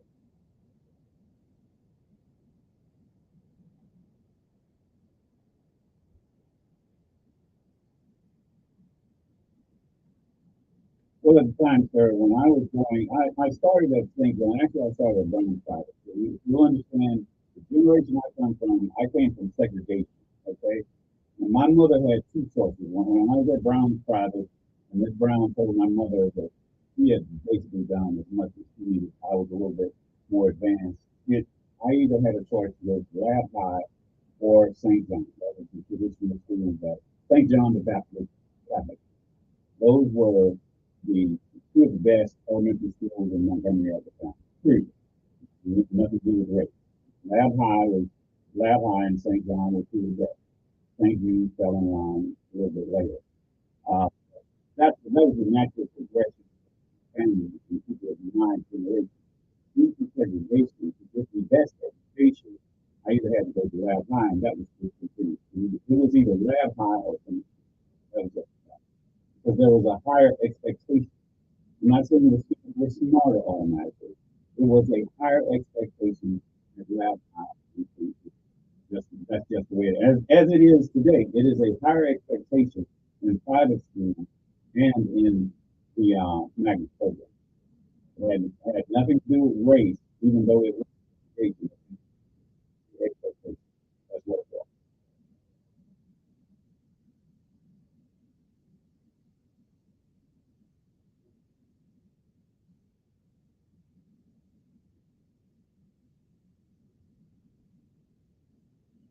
No, it didn't. And what we received students from St. Jude and Lamb Hall received the same thing that a lot of kids at private schools receive now. That they said, well, they thought we were better. You know, I was a kid. I never thought I was any better than any of the kids around me because most of the kids in my neighborhood went to different schools. They were still my friends, but I went to a private school.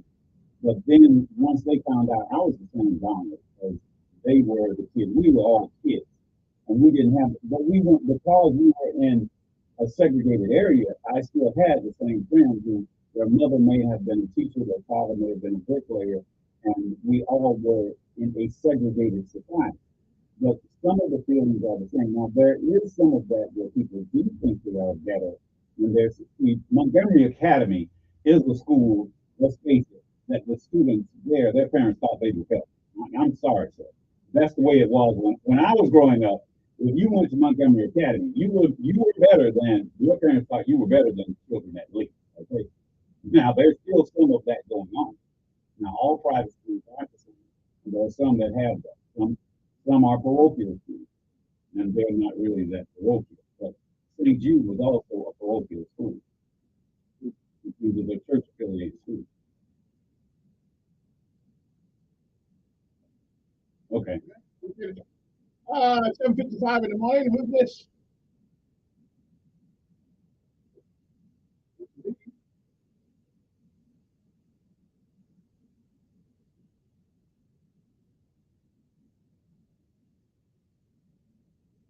So is the rest of the world talking about the same thing.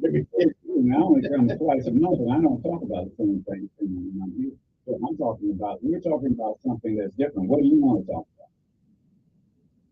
Go ahead.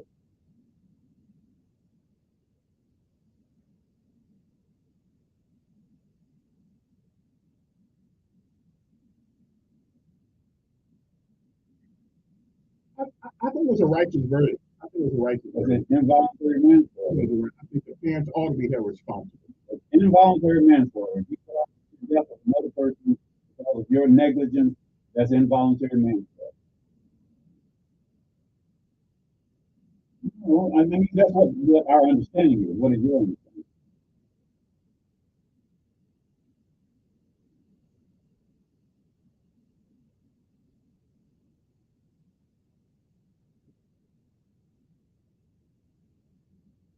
Mm-hmm.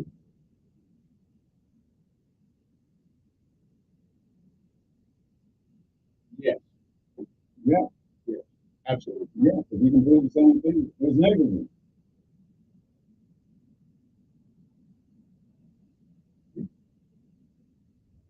I mean, if you're under 18 years old, you still come under the authority of your parents. Right.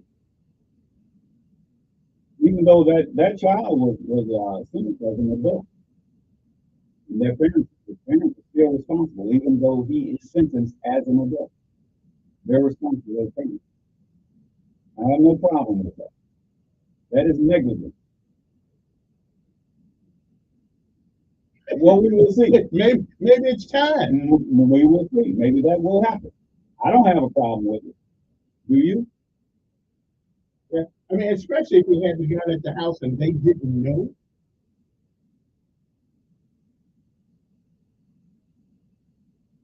Well, if they didn't know that he had the gun, well, how can you not know something in the house? Well, basically, it's negligence on their part. Not holding their child responsible. But you don't think what do you think? Real quick, you think they were done a little bit wrong?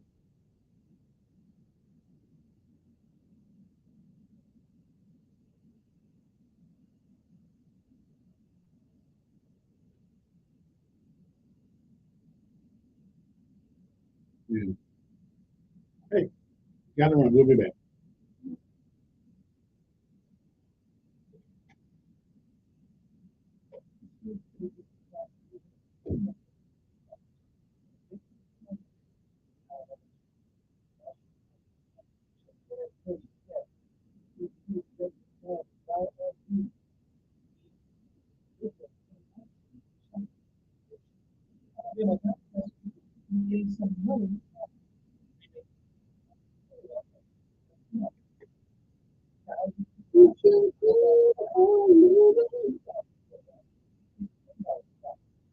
still believe that they I mean, I know you were thinking that when I was thinking of doing it. I do think that Aaron Kevin Smith has done really well. He didn't go out that day to hurt anybody else. He did his job. Yeah, he didn't do his job. Well, he was scared punk.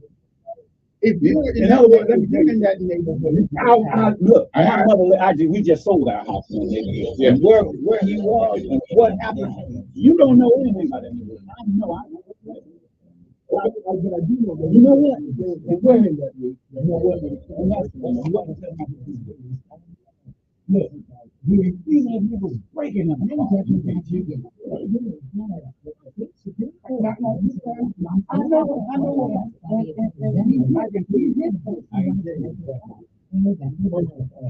No way.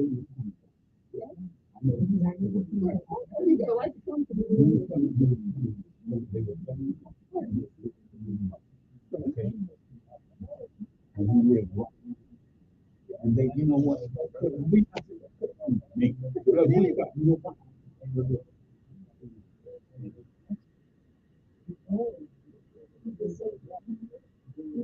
You don't have any idea.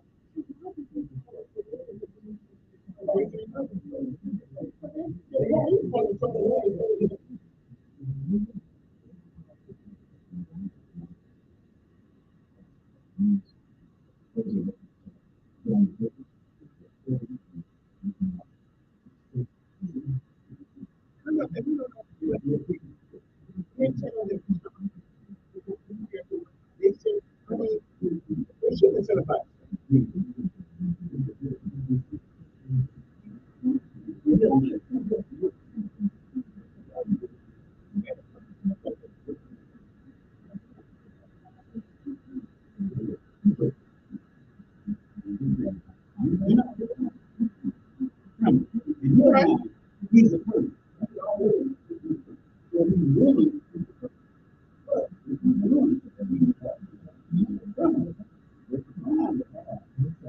Right. No way. But when you do run, isn't that probable cause? Nope. You're not a threat.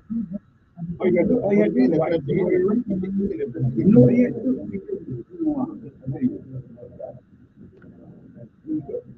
The guy's running, just watch him, see where he goes. When it's dark, you can't see. Well, hold on. If he run, okay, you prevent it.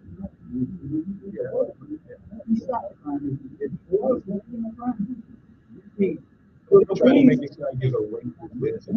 It is. No gun. And they should have sent somebody with it. Should have sent somebody with it. Exactly. All he would have done is say, "I want to." Is he doing anything? I went to that point. They trying to make Karen probable cause. What was he doing? They tried to make Karen Cody look like he was a racist. Like, what was his probable cause? Is that a probable cause? No, but I was saying, if you run, why would you run? Because you got something. So you're doing something right. Yeah. What is it? I knew what he had.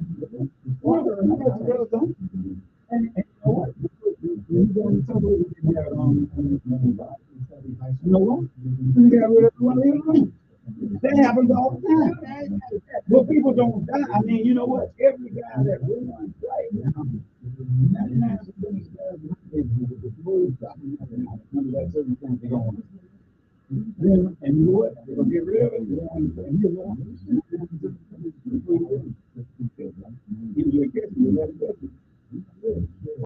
When you run, you got to say, no, they don't. No, they don't. Now, what's behind you for? I'm saying. I haven't seen it yet, but I have seen it hundreds of times. This was the ask any police. This was a particularly because they've been trying to make he is. There's number one and shouldn't even. Why you want to run? You're running behind somebody. You don't know where you're running. You by yourself. We could have been running and led him into a thing like, okay, you don't do that. That did not follow police protocol. All he had to do was call me and say, hey, I got a suspect. What suspect I do? No, you can't. He didn't follow the procedure. He wasn't racist. He was. Look, Kevin. If a guy is walking down the street, is that probably the case? Do you believe that that's in the right thing? No. In a white neighborhood, look here. I'm talking about that neighborhood. The white guy, I walk. Yeah. White guys don't walk on Zoom. You giving an improbable example that doesn't happen. But everything we do on this race, well, hold on, Kevin, what I'm telling you, if right now there are white people who walk on the over to the street property, they do not be a property. I'm not going there. Hold on. You go and roll there. You didn't see them. Okay, you down, maybe on. Okay, did you stop them? No. But what I'm saying, if you go there early in the morning, you go there late at night. Well, I ain't saying you just drive. I said with the police. But what I'm saying is that years ago, before you had all this bull crap, you could actually walk down the street. Police wasn't.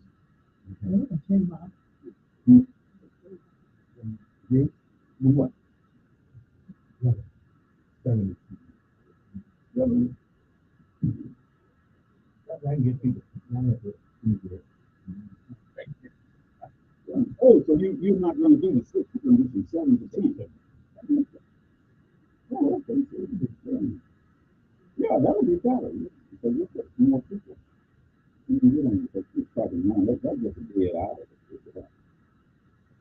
I don't know anyone to do it.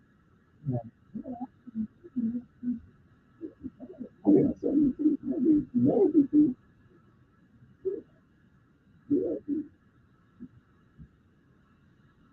you don't have to start showing out. If you out there, you over here. It's negative.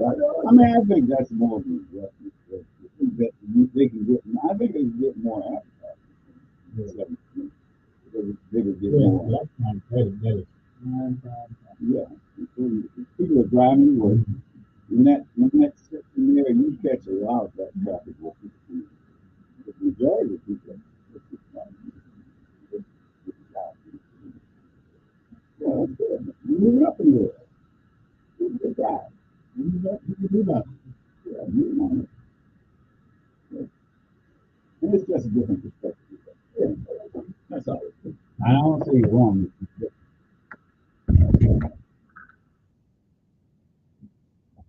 Okay, we're back. Good morning. Hey, I want to get Mr.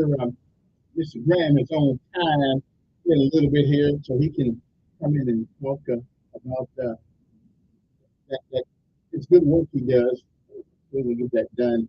And I don't want to impede on Mr. His time here, but I had to get that done because I wasn't looking at my calendar when we made that appointment. But now it's well work. Yeah, now I'm putting the camera on my phone. Let me do this. Good morning. Thank you for holding. Good morning.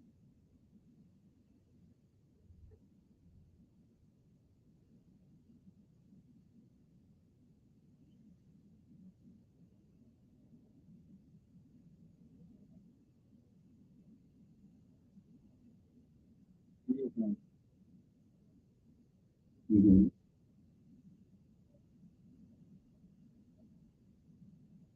Okay. That's Kevin's style.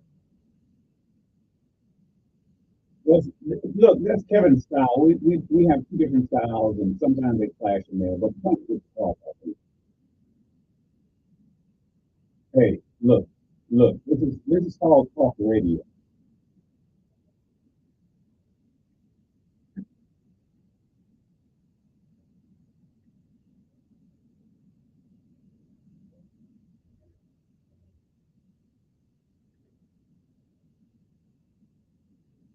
It all comes from us. Of course it is.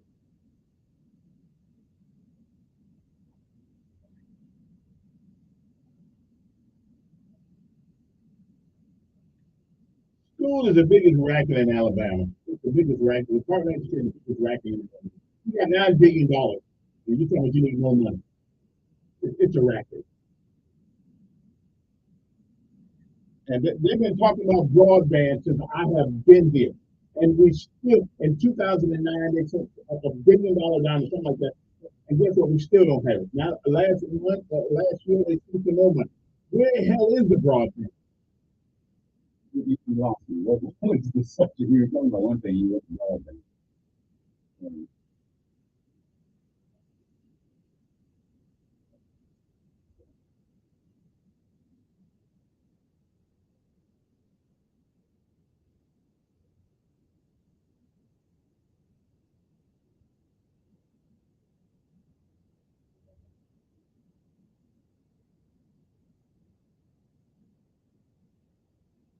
Well, come on. Mm.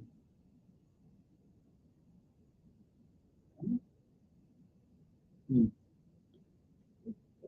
It is 8:10 in the morning. Good morning. Who's this? Good morning. Good morning, sir.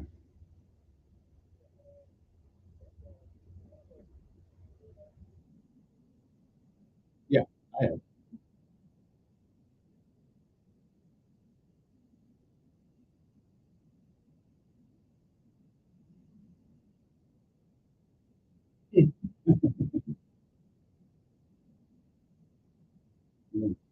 Yeah, you about tall as he is. Are you taller than him? No, okay. Okay.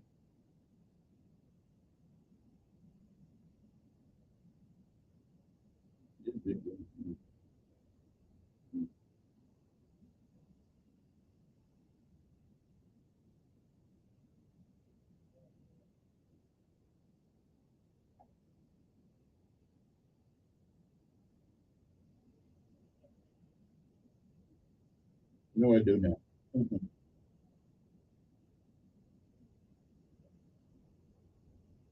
Okay.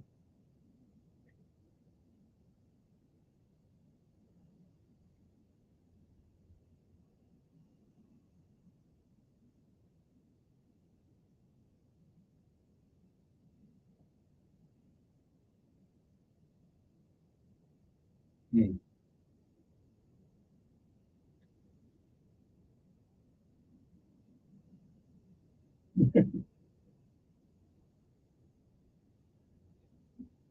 Thank you.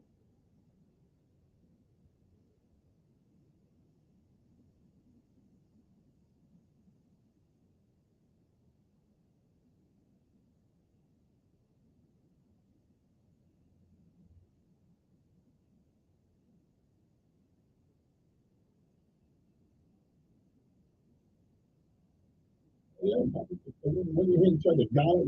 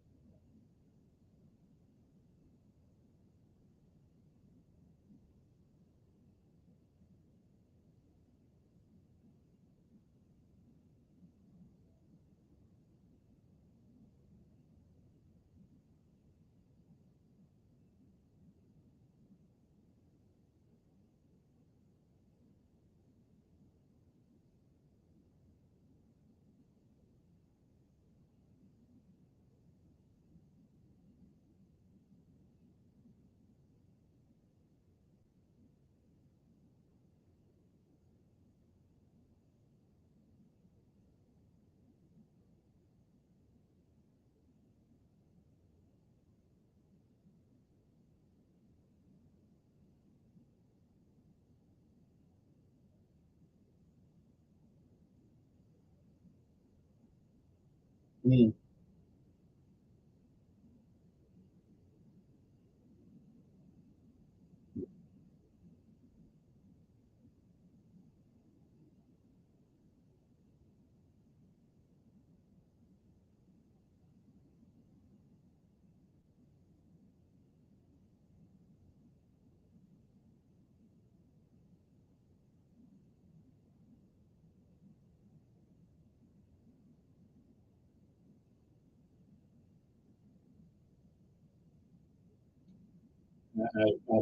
Who knows? Yeah.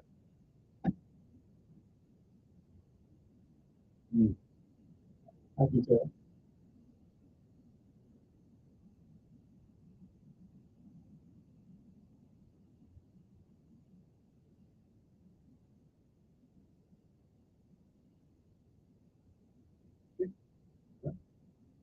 Appreciate it. Good morning. Who is this? Yes.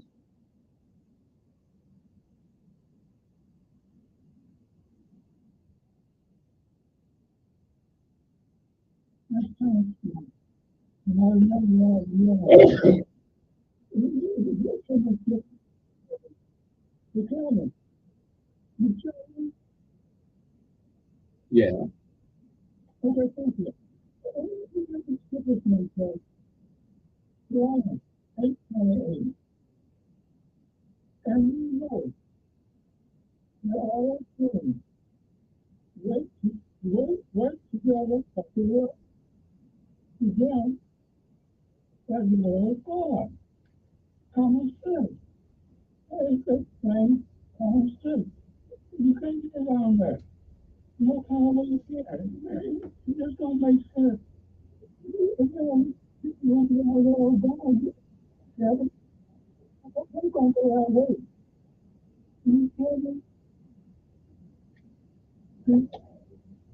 Okay. All right. Then. One more before I take a break. Montgomery High School Students of the Week. It is a contest being sponsored by Montgomery Advertiser, and if I don't have a problem mentioning kids who do rotten things, might as well mention something to do good things. Okay, local education leaders across the river region have spoken, and this week 5 high schools submitted nominations for the Montgomery Advertiser Student of the Week. Now, the voting is open until tomorrow, which is February the 8th, and you go to Montgomery Advertiser and you'll see where it is. And the nominees are Quintel Anderson, Success Unlimited Academy. Also, Isabella Dennison, Booker T. Washington Magnet High School, along with Isaac Stephens, or Stevens, or Steph, how do you pronounce Stevens? I don't know. Stephens. It's like Stephens, but it's actually pronounced Stevens, I believe. Anyway, Percy Julian High School, and along with one more, Cameron Underwood of Prattville High School, and Nikhil Patana, Loveless Academic Magnet Program High School. You can go to Montgomery Advertiser and look for the Student of the Week thing there. You can go down there and they got little bios here about these kids, and you can go on the newspaper and check it out and vote for your favorite student. All right? I got this morning, as Valentina, whatever we were talking about education, because it always seems to come up, the State of the Union, it keeps getting worse, but we keep putting more money in it, and we keep, and Donald thinks that the missing part of the apparatus is parenting. I disagree. Parents are important, absolutely, that's how the kids have it. But I believe that if the regulations in school were if the same atmosphere, okay, but if the same atmosphere that is mandated in the private and the magnet schools were the same atmosphere that's mandated in every school in this city, we'd come up with similar success. So what I'm doing is look at it as a chain. The chain that is pulling that education has a weak link. It is only as strong as its weakest link. And the weakest link in that chain in public school is the parent. The strong link has 3 elements that have to be there. And all teachers should know this. If you don't, if any teacher disagrees, parents don't run the school. They don't run the school, but they are supportive. If you have supportive parents, if you have the students who are working there for education, and then the teachers who are there to give them the education. If you have, wherever there's the weak link, and the weakest link in public school is the non-supportive parent. Let me ask you a question. If I'm a parent, in school, I'm disabled, I can't ever go. You support them. You just support them. I can't ever go to school. I can't participate in some of the things that goes on in the school. Send them a job. send them a child. If you are blind, if you have a child, you send them a child that is respectful.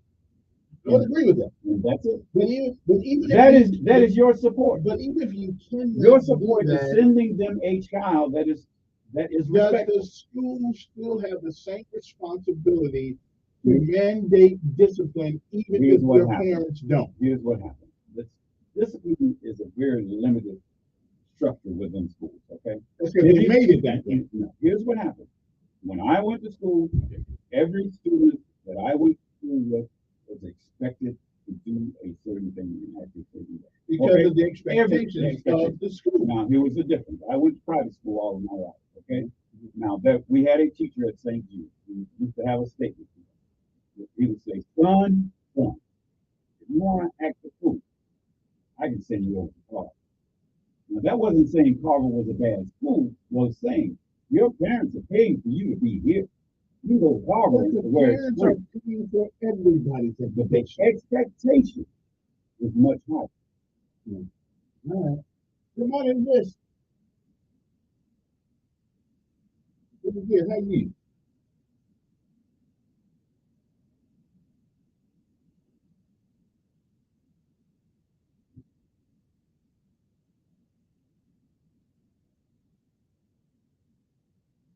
That's a parent problem.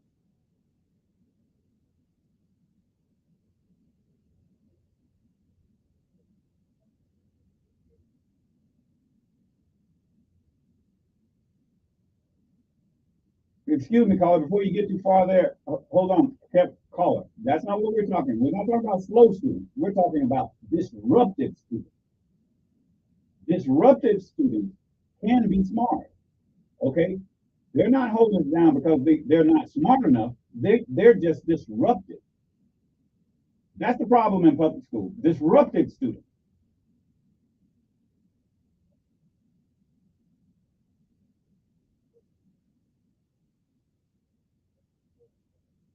Yep.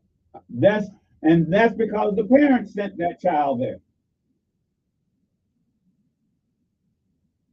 No, you blame that on the parent that sent that disruptive child. Then you send the child home to the parent. No, look, if the parents support you, that child wouldn't act like that. I don't agree with you. Yeah, me too. Look, you're not going to put a piece of wood on an 18-year-old, brother. You can. I try it. You can. Try If you're in that school. Right. You let a 5'5" woman try to hit a 6'6" young man with a stick. You know what? He'll laugh at it. He'll laugh at it. Hit me one more time. So hitting it if she can't talk to him because he's not learned that from his parent. This is what I'm saying. It starts at the home. If that child is disruptive, it's because his parents caused him to be that way. I don't know. I don't know. I just don't believe it. See, and that's where we have the problem. It is the permissive attitude of the administrations in the school bro, you get that allow this. Look, let me tell you this: the magnet schools don't have to put up with that. Exactly. And that's the parent.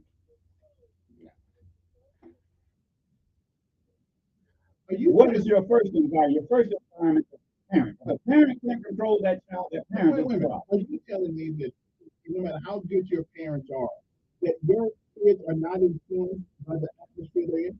Are you telling me that? They can be, but it shouldn't be the most important. Okay. And that's what, and you know what? And that's the difference in private schools. Hey, Carl, I gotta take a break. Because they hold the parent accountable. 8:24. Well, again, I'm in agreement with holding parents accountable like they did in that lady yesterday. That's right. But however, I hold the school responsible for the permissive environment that they have around there. And they all, they all do that. They throw their hands up when I talk to them. Well, we can't do this. And I said, show me the law that says you cannot put it in your child. You get a parent who is afraid, get a teacher who is afraid the parents are going to cuss them out. That's a problem. No, you send them home. You send the child home with his parent. When the idiot parent comes up there, you send them both home. It is that easy. Not that easy. You can't send a parent home. What book does it say you can't? Well, I told you the problem is the weakest link is the parent. I don't agree with that. I think the weakest and until we realize that, we used to realize that.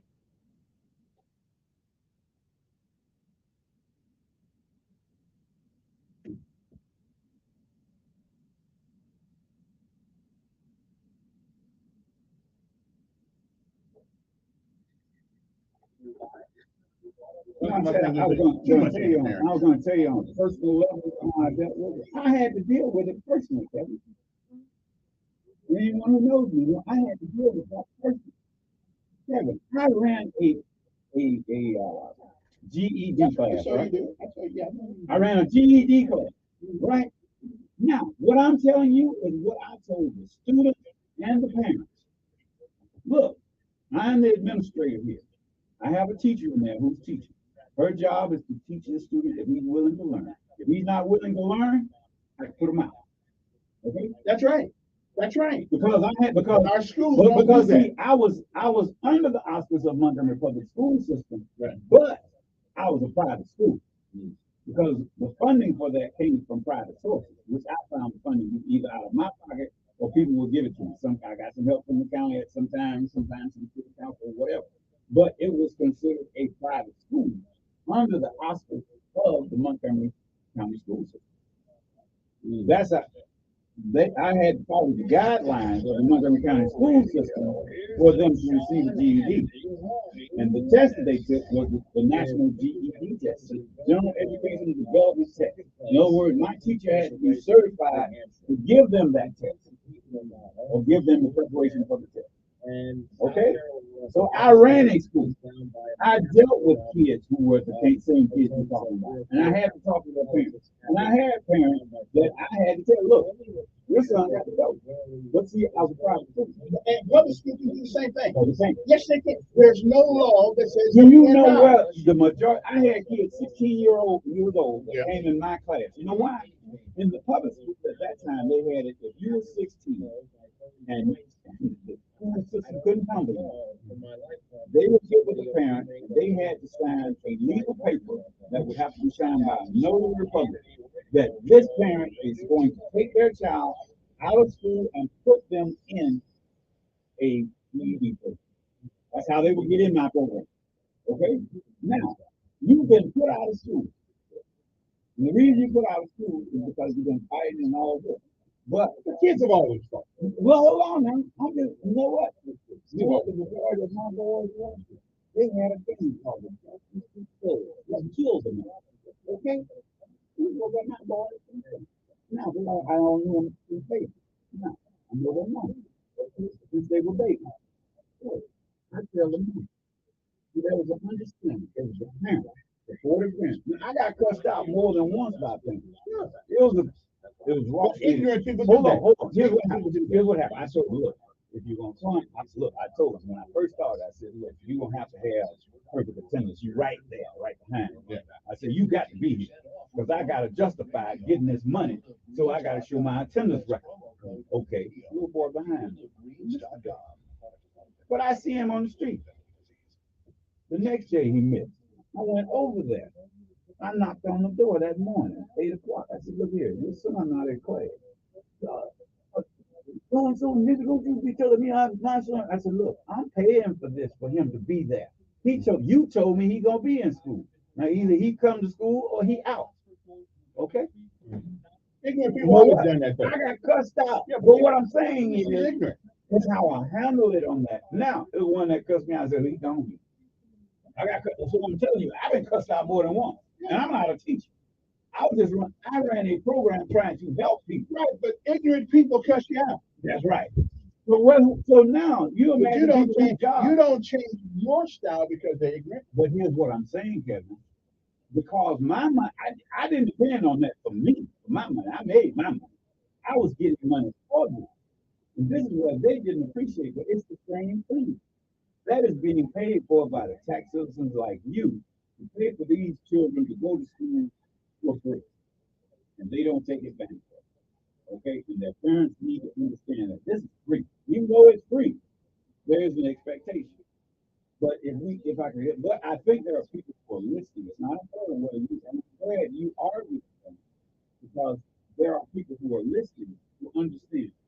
Oh, that's the missing link. There are some people who catch it, and there are some people who will never catch it. Yeah. You will never catch it. I ain't never catch it. But there are people who are listening. I'm not going to be responsible if you don't manage your system. If you don't employ discipline in your system, that's on you. You got to understand what the problem is, because I've had to deal with it.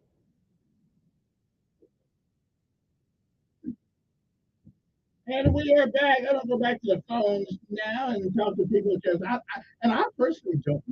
You and I are so different. Different. We're different because of our experience. On where the okay. And our conversation was off the air when I told you from personal experience as being the administrator of the GED, I knew I know what I had. I had ignorant views. Okay, as long as they were supported to, I could have that child either. I had a lot of kids who were 16 years old. They were put out of public school, but they had to be in an educational environment. Their parents promised that they would get their GED. They had to sign off legally. Good morning. That's when they came to my place. Good morning, sir.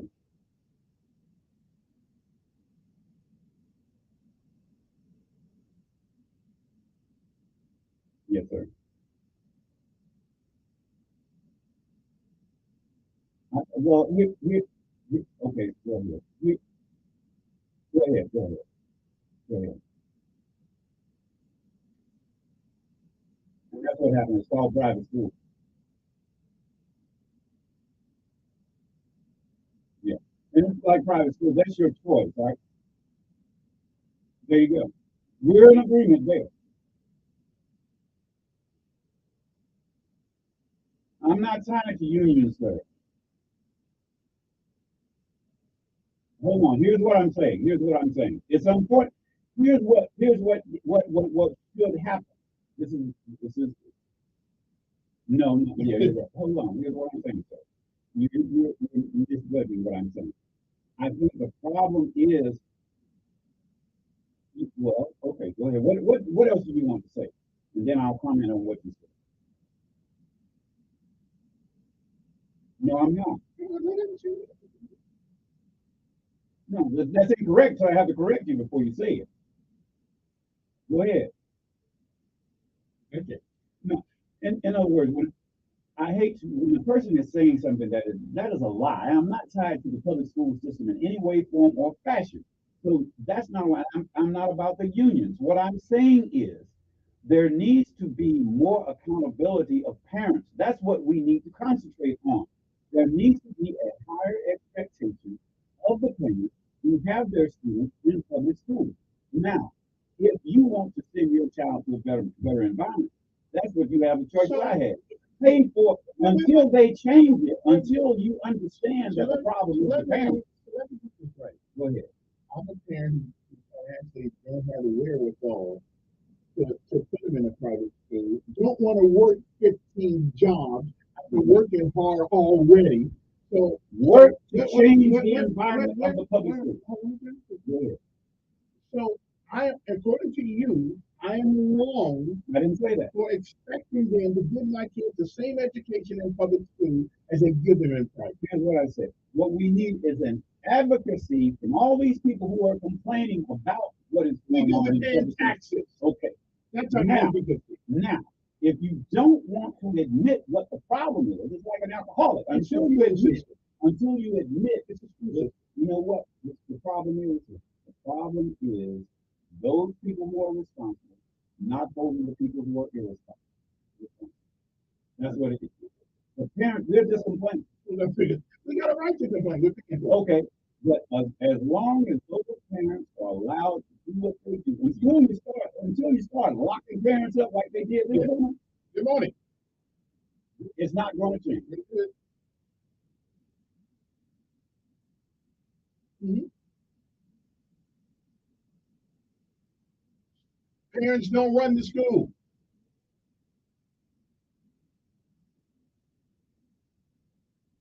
Right.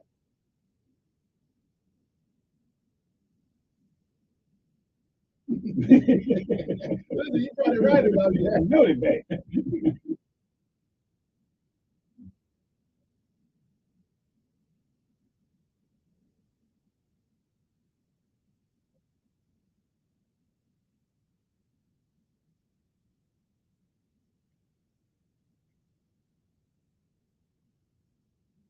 But the reason why the environment, okay, but the reason why the environment is different is because the public school administrators to the regular traditional school have allowed it to be so.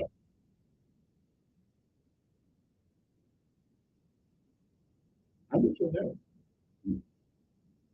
Probably be better. Probably be better. Yeah. But the parents not gonna make them do anything. But I'm gonna Hold the parents accountable.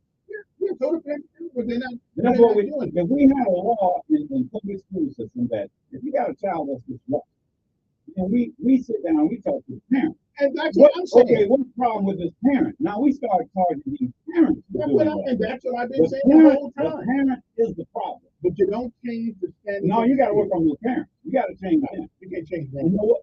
Yes, you can. You punish.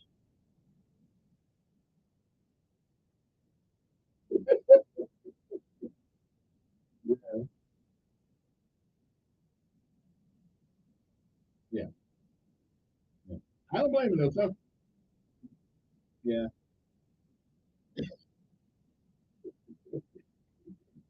Good morning. Who's this? Good morning. Yes, sir.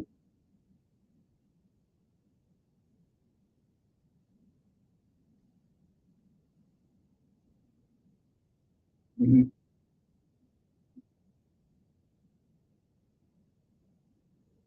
Hopefully the popo. Yeah, hopefully, yeah. And I have no problem with that. I have no problem with that. That shouldn't happen. That shouldn't happen.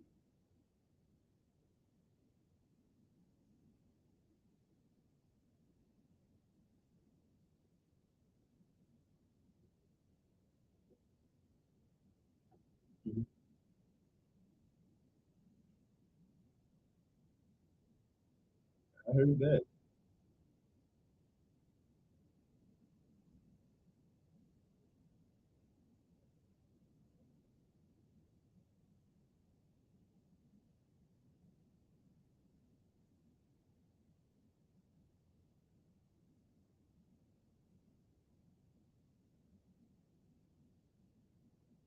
Okay. Now that individual was saying. We don't agree politically on things, but this is an issue we're talking about. We agree. The parents hold the kids. The parents. But if the parents This don't, is not a Republican issue. right? This is not a Democrat If the issue. parents don't, If we can agree as Democrats and Republicans, as black and as white, that the problem is parenting. I don't know. That's what we have to admit. Good morning. It's a problem. Okay. Good morning on there. Yes. Good morning, sir.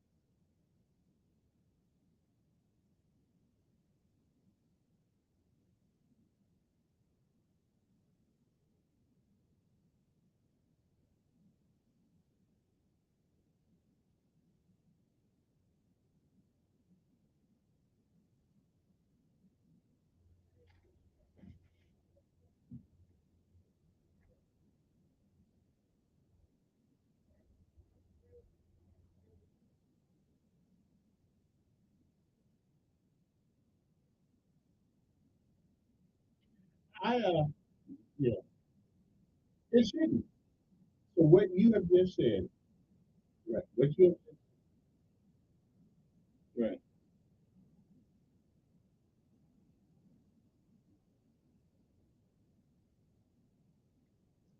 It's about leadership. It's about yes, it is. It's about leadership. Expectation.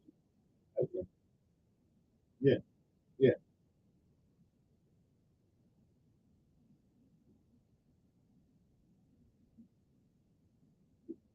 It's not the kids that are doing it. It is leadership of the schools that cause this environment.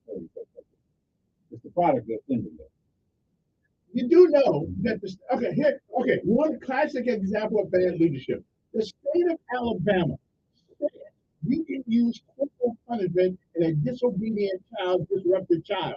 The county of Montgomery, all those women on the board down there said, "Ooh, we don't want to use corporal punishment."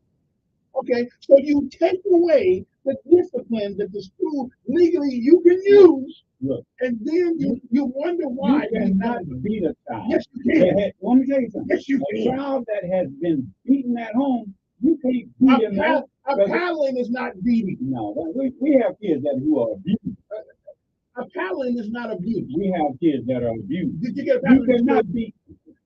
No. Never had one? Yeah, one time. Okay, very much. Yeah. I got one too. I took one. Yeah, everyone took one for me too. And therein lies the problem. What? No, no. That's the problem. But see, I was not abused like this. A paddle is not abused. No, we have kids that are abused.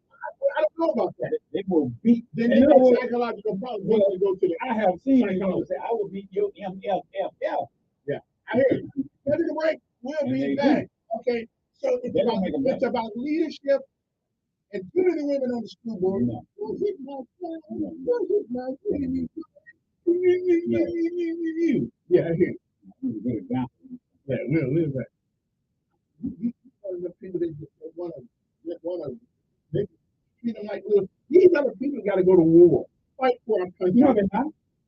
No, they're not. Oh, we are now. The people you're talking about, they're not going to war. Oh, yeah. They're not going to war. They're not going to fight for you. They're not going to fight for me. We'll take it. Okay? No, they're not. We're a warm body right now. No, they're not going. They're not going in the service. Yeah. We'll make it. We're drafted. You know what? 99.9% of the people you're talking about will never go into the service. And that's what they thought because about me. They thought about me. But you know what? You're not one of them. But I had the same. I had some of the same issues. No, you don't have them. We get them issues. We get. I don't believe nobody's immoral. Yes, I don't believe that. Yeah. They may be ignoring what they're between you and I have experience. They may they may be ignoring what they know to do right, to do wrong, but they're not ignoring. They know the difference.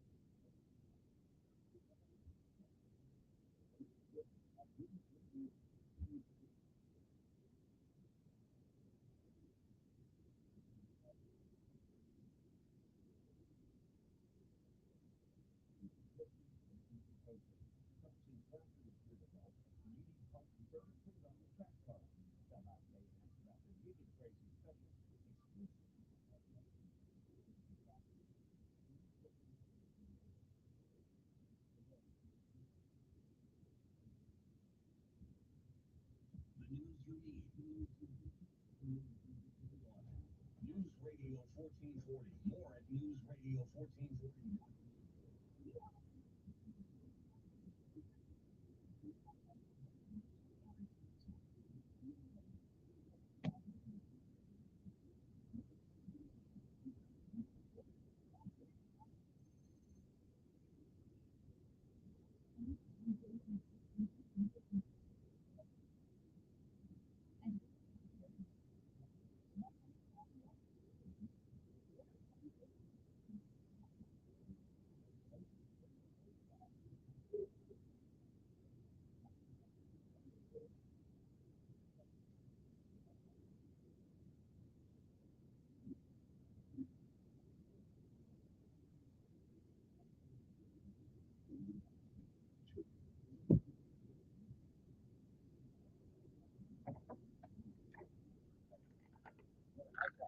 Oh,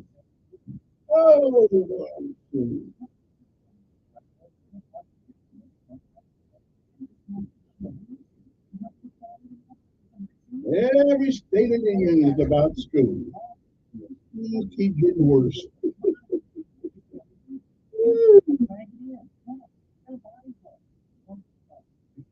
Every year, the state of the union is about education. Education is the only thing on our side that keeps getting worse. Well, let's be realistic. It's worse. Let's be realistic on what they're doing. What they want to do is get the state to pay for private schools. That's basically. I don't blame them because the public schools But suck. that's not fixing the problem. Well, the fixing the problem is the In school. other words, and as long as we have people like you who don't want to admit what the problem is, then we have to hold. Parents are not responsible when it comes to school. Yes, they are. The school system is. Yes, they are. Local parentis. They are responsible for the product they send to the Local parentis means here's the difference. Here's what they're gonna do. Yeah. This is gonna be the worst thing to happen. It's not gonna change education at all.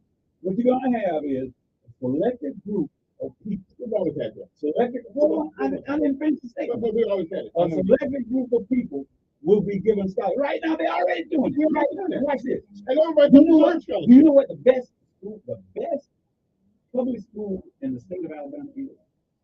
The best public school in the state of Alabama is Mountain Grove. That's in Jefferson County. The worst public school in the state of Alabama is in Jefferson County. Okay, Jefferson County has one of the best athletic programs in the state of Alabama.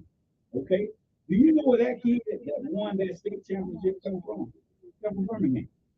You know how he got there? Well, they have this thing where if you're in a failing school system, you can transfer over to a school that is not Which failing. is crazy. You know what that does? There's no such thing That as failing means school. that what Mountain Grove can go in and choose any kid that they want in Birmingham and come to their school and play for their team, and they get more money because that adds to the number of kids they have in their school. And that's the same thing for the school up there in Shelby County, which is one of the largest schools, 1,500 students. They do that. They can get the students, if it's overcrowded over in Birmingham, the Jefferson, we go over and Shelby.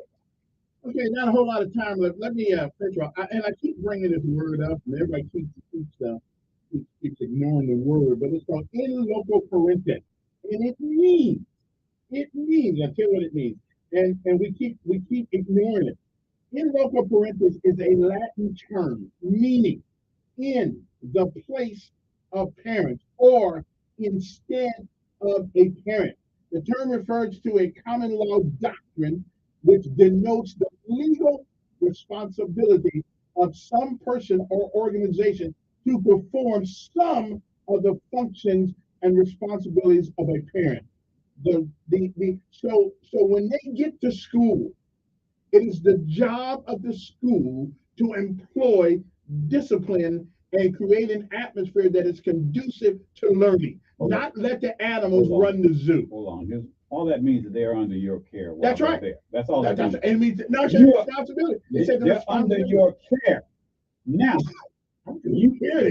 Can't force an idiot to be anything other than an idiot. Then send them home. Okay? Then send them home. If a parent, now, here's what I'm saying. Here's We're a perfect going example. we got a Go lot of time. No, Let's just send them home. we're in total disagreement. Good morning. Morning.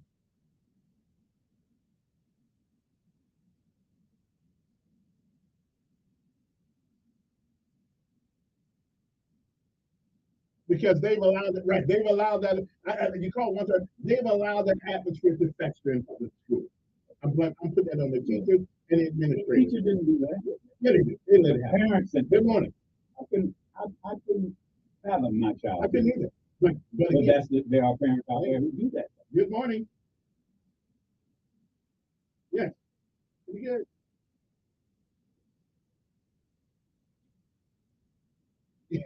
Yeah.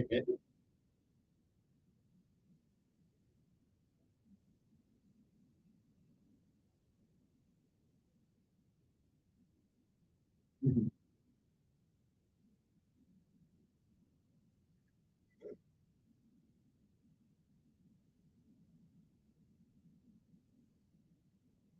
And I don't have a problem with that.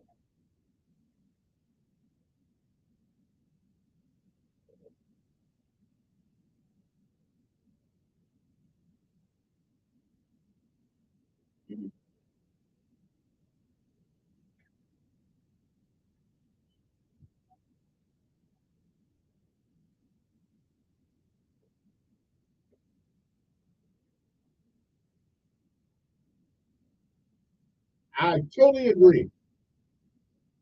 Right. And what happened with now? Let me ask you a question. When the parents failed at that responsibility at that moment falls on when they go to that wait, It's so she said it is difficult. Isn't it what she just it's not impossible. It is difficult. But it's not impossible. Go ahead. And when they don't do it, they do. But when that doesn't come, when that doesn't happen, it's true. That's true. Now the parents need the community. That's what I'm saying. Not really. We are the community. No, we don't need the whole community. What I'm trying to say, thank you, Paula, for that. What I'm saying is, we as a community need to hold those parents accountable. I would agree with that. But instead of blaming the teachers, but if you don't do it, the school system still has a responsibility. It's very difficult. They can't do it. Hey, listen, the chain is broken. Listen, it's difficult to do. In other words, that don't take the responsibility to do. That's the weakest link in the chain. Come on in. The chain is broken. Yes, we did.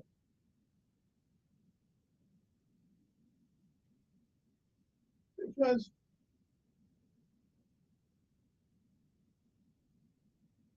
that's what they did. That's what they did. Now, my boy don't do that. Right, because you set that product. Because because his parents, his mom and me, we right. Give him. But if we didn't, if you didn't, he'd be like the rest of us. Well, but he'd be like the rest of us. Right, but that does not take away the responsibility. All he would do was stay in with the rest of the system. You know what? To administer discipline. That would be a good product.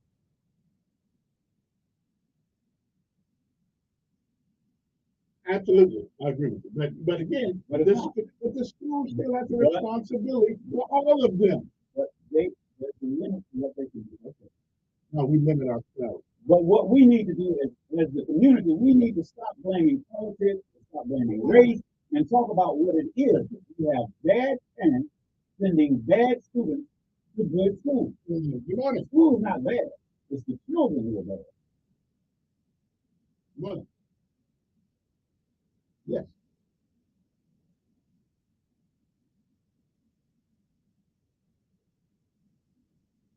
They do. My son complains about that.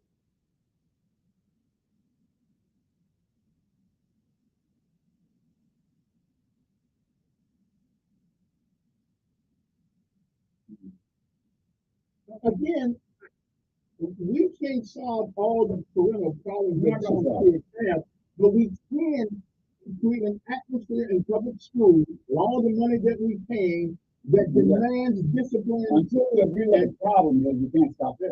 There's many problems. There are many factors. No. What is the problem?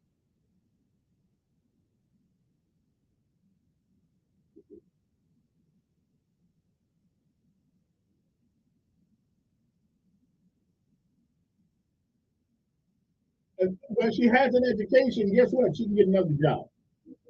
Well, that still doesn't fix the problem. We're talking about bad kids. It fixes her problem. Who have bad parents. Yeah. That's the whole. This is our whole damn thing. You know, why are teachers so scared of losing their job to do the right thing when they all have college degrees? Get a job. Education. You get a job. Education is a job. That's true. Huh?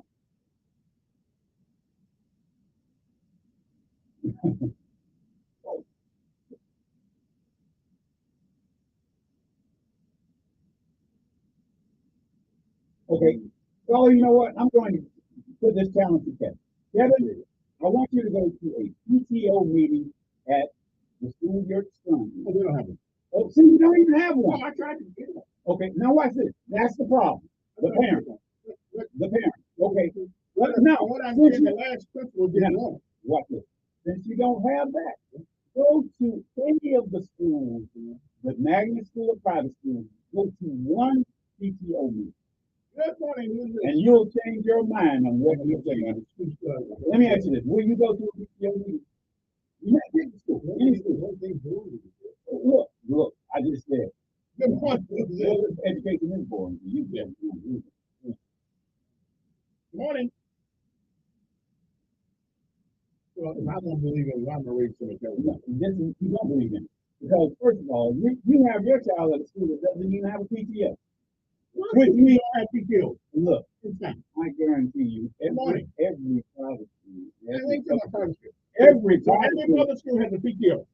No, that's what I'm talking about. But I'm telling you, there is a reason for PTO. What's the reason for it? What is it called? What is a PTO? What is it? Say what it is. Do not insult me. Say it. I know what it is. Say it. I know what it is. Say it. If you know it, say it. Good morning, who's this? If you knew it, you would say it. I know. Yes. You don't know what it is. Yeah.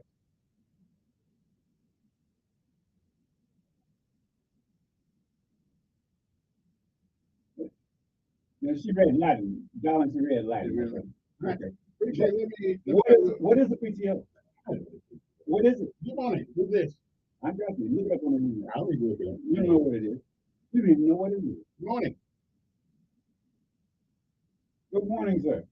I just asked her a question and you stumped it. We have about 45 seconds, then I gotta run. You don't know.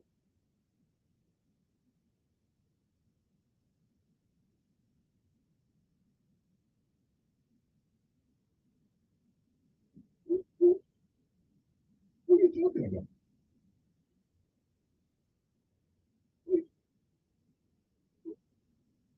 Who's called this? It's a caller. Man, who is that? Who is that? Okay, I got you. One more. Good morning on there. Good morning. There you go. There you go. There you go. That's what we're talking about. What is a PTO? I would not allow you to insult me. Say what it is. The little intelligence that I got. Okay, so say what it is. I have lasted all this time on the radio not knowing. Well, that's a simple question. Now you can't answer. Because what does that acronym stand for? It insults. What does that acronym stand for? What does HDD stand for? What does HDD stand for? What does that stand for? I know what it means. What does it mean? I got it right. Of course I know what it means. I mean, you don't know what it stands for. Ask me something hard. Well, answer that. That's easy. That's easy, Nikki Haley. And that's why what was the cause of the Civil War? And hey, what was the cause of the Civil War?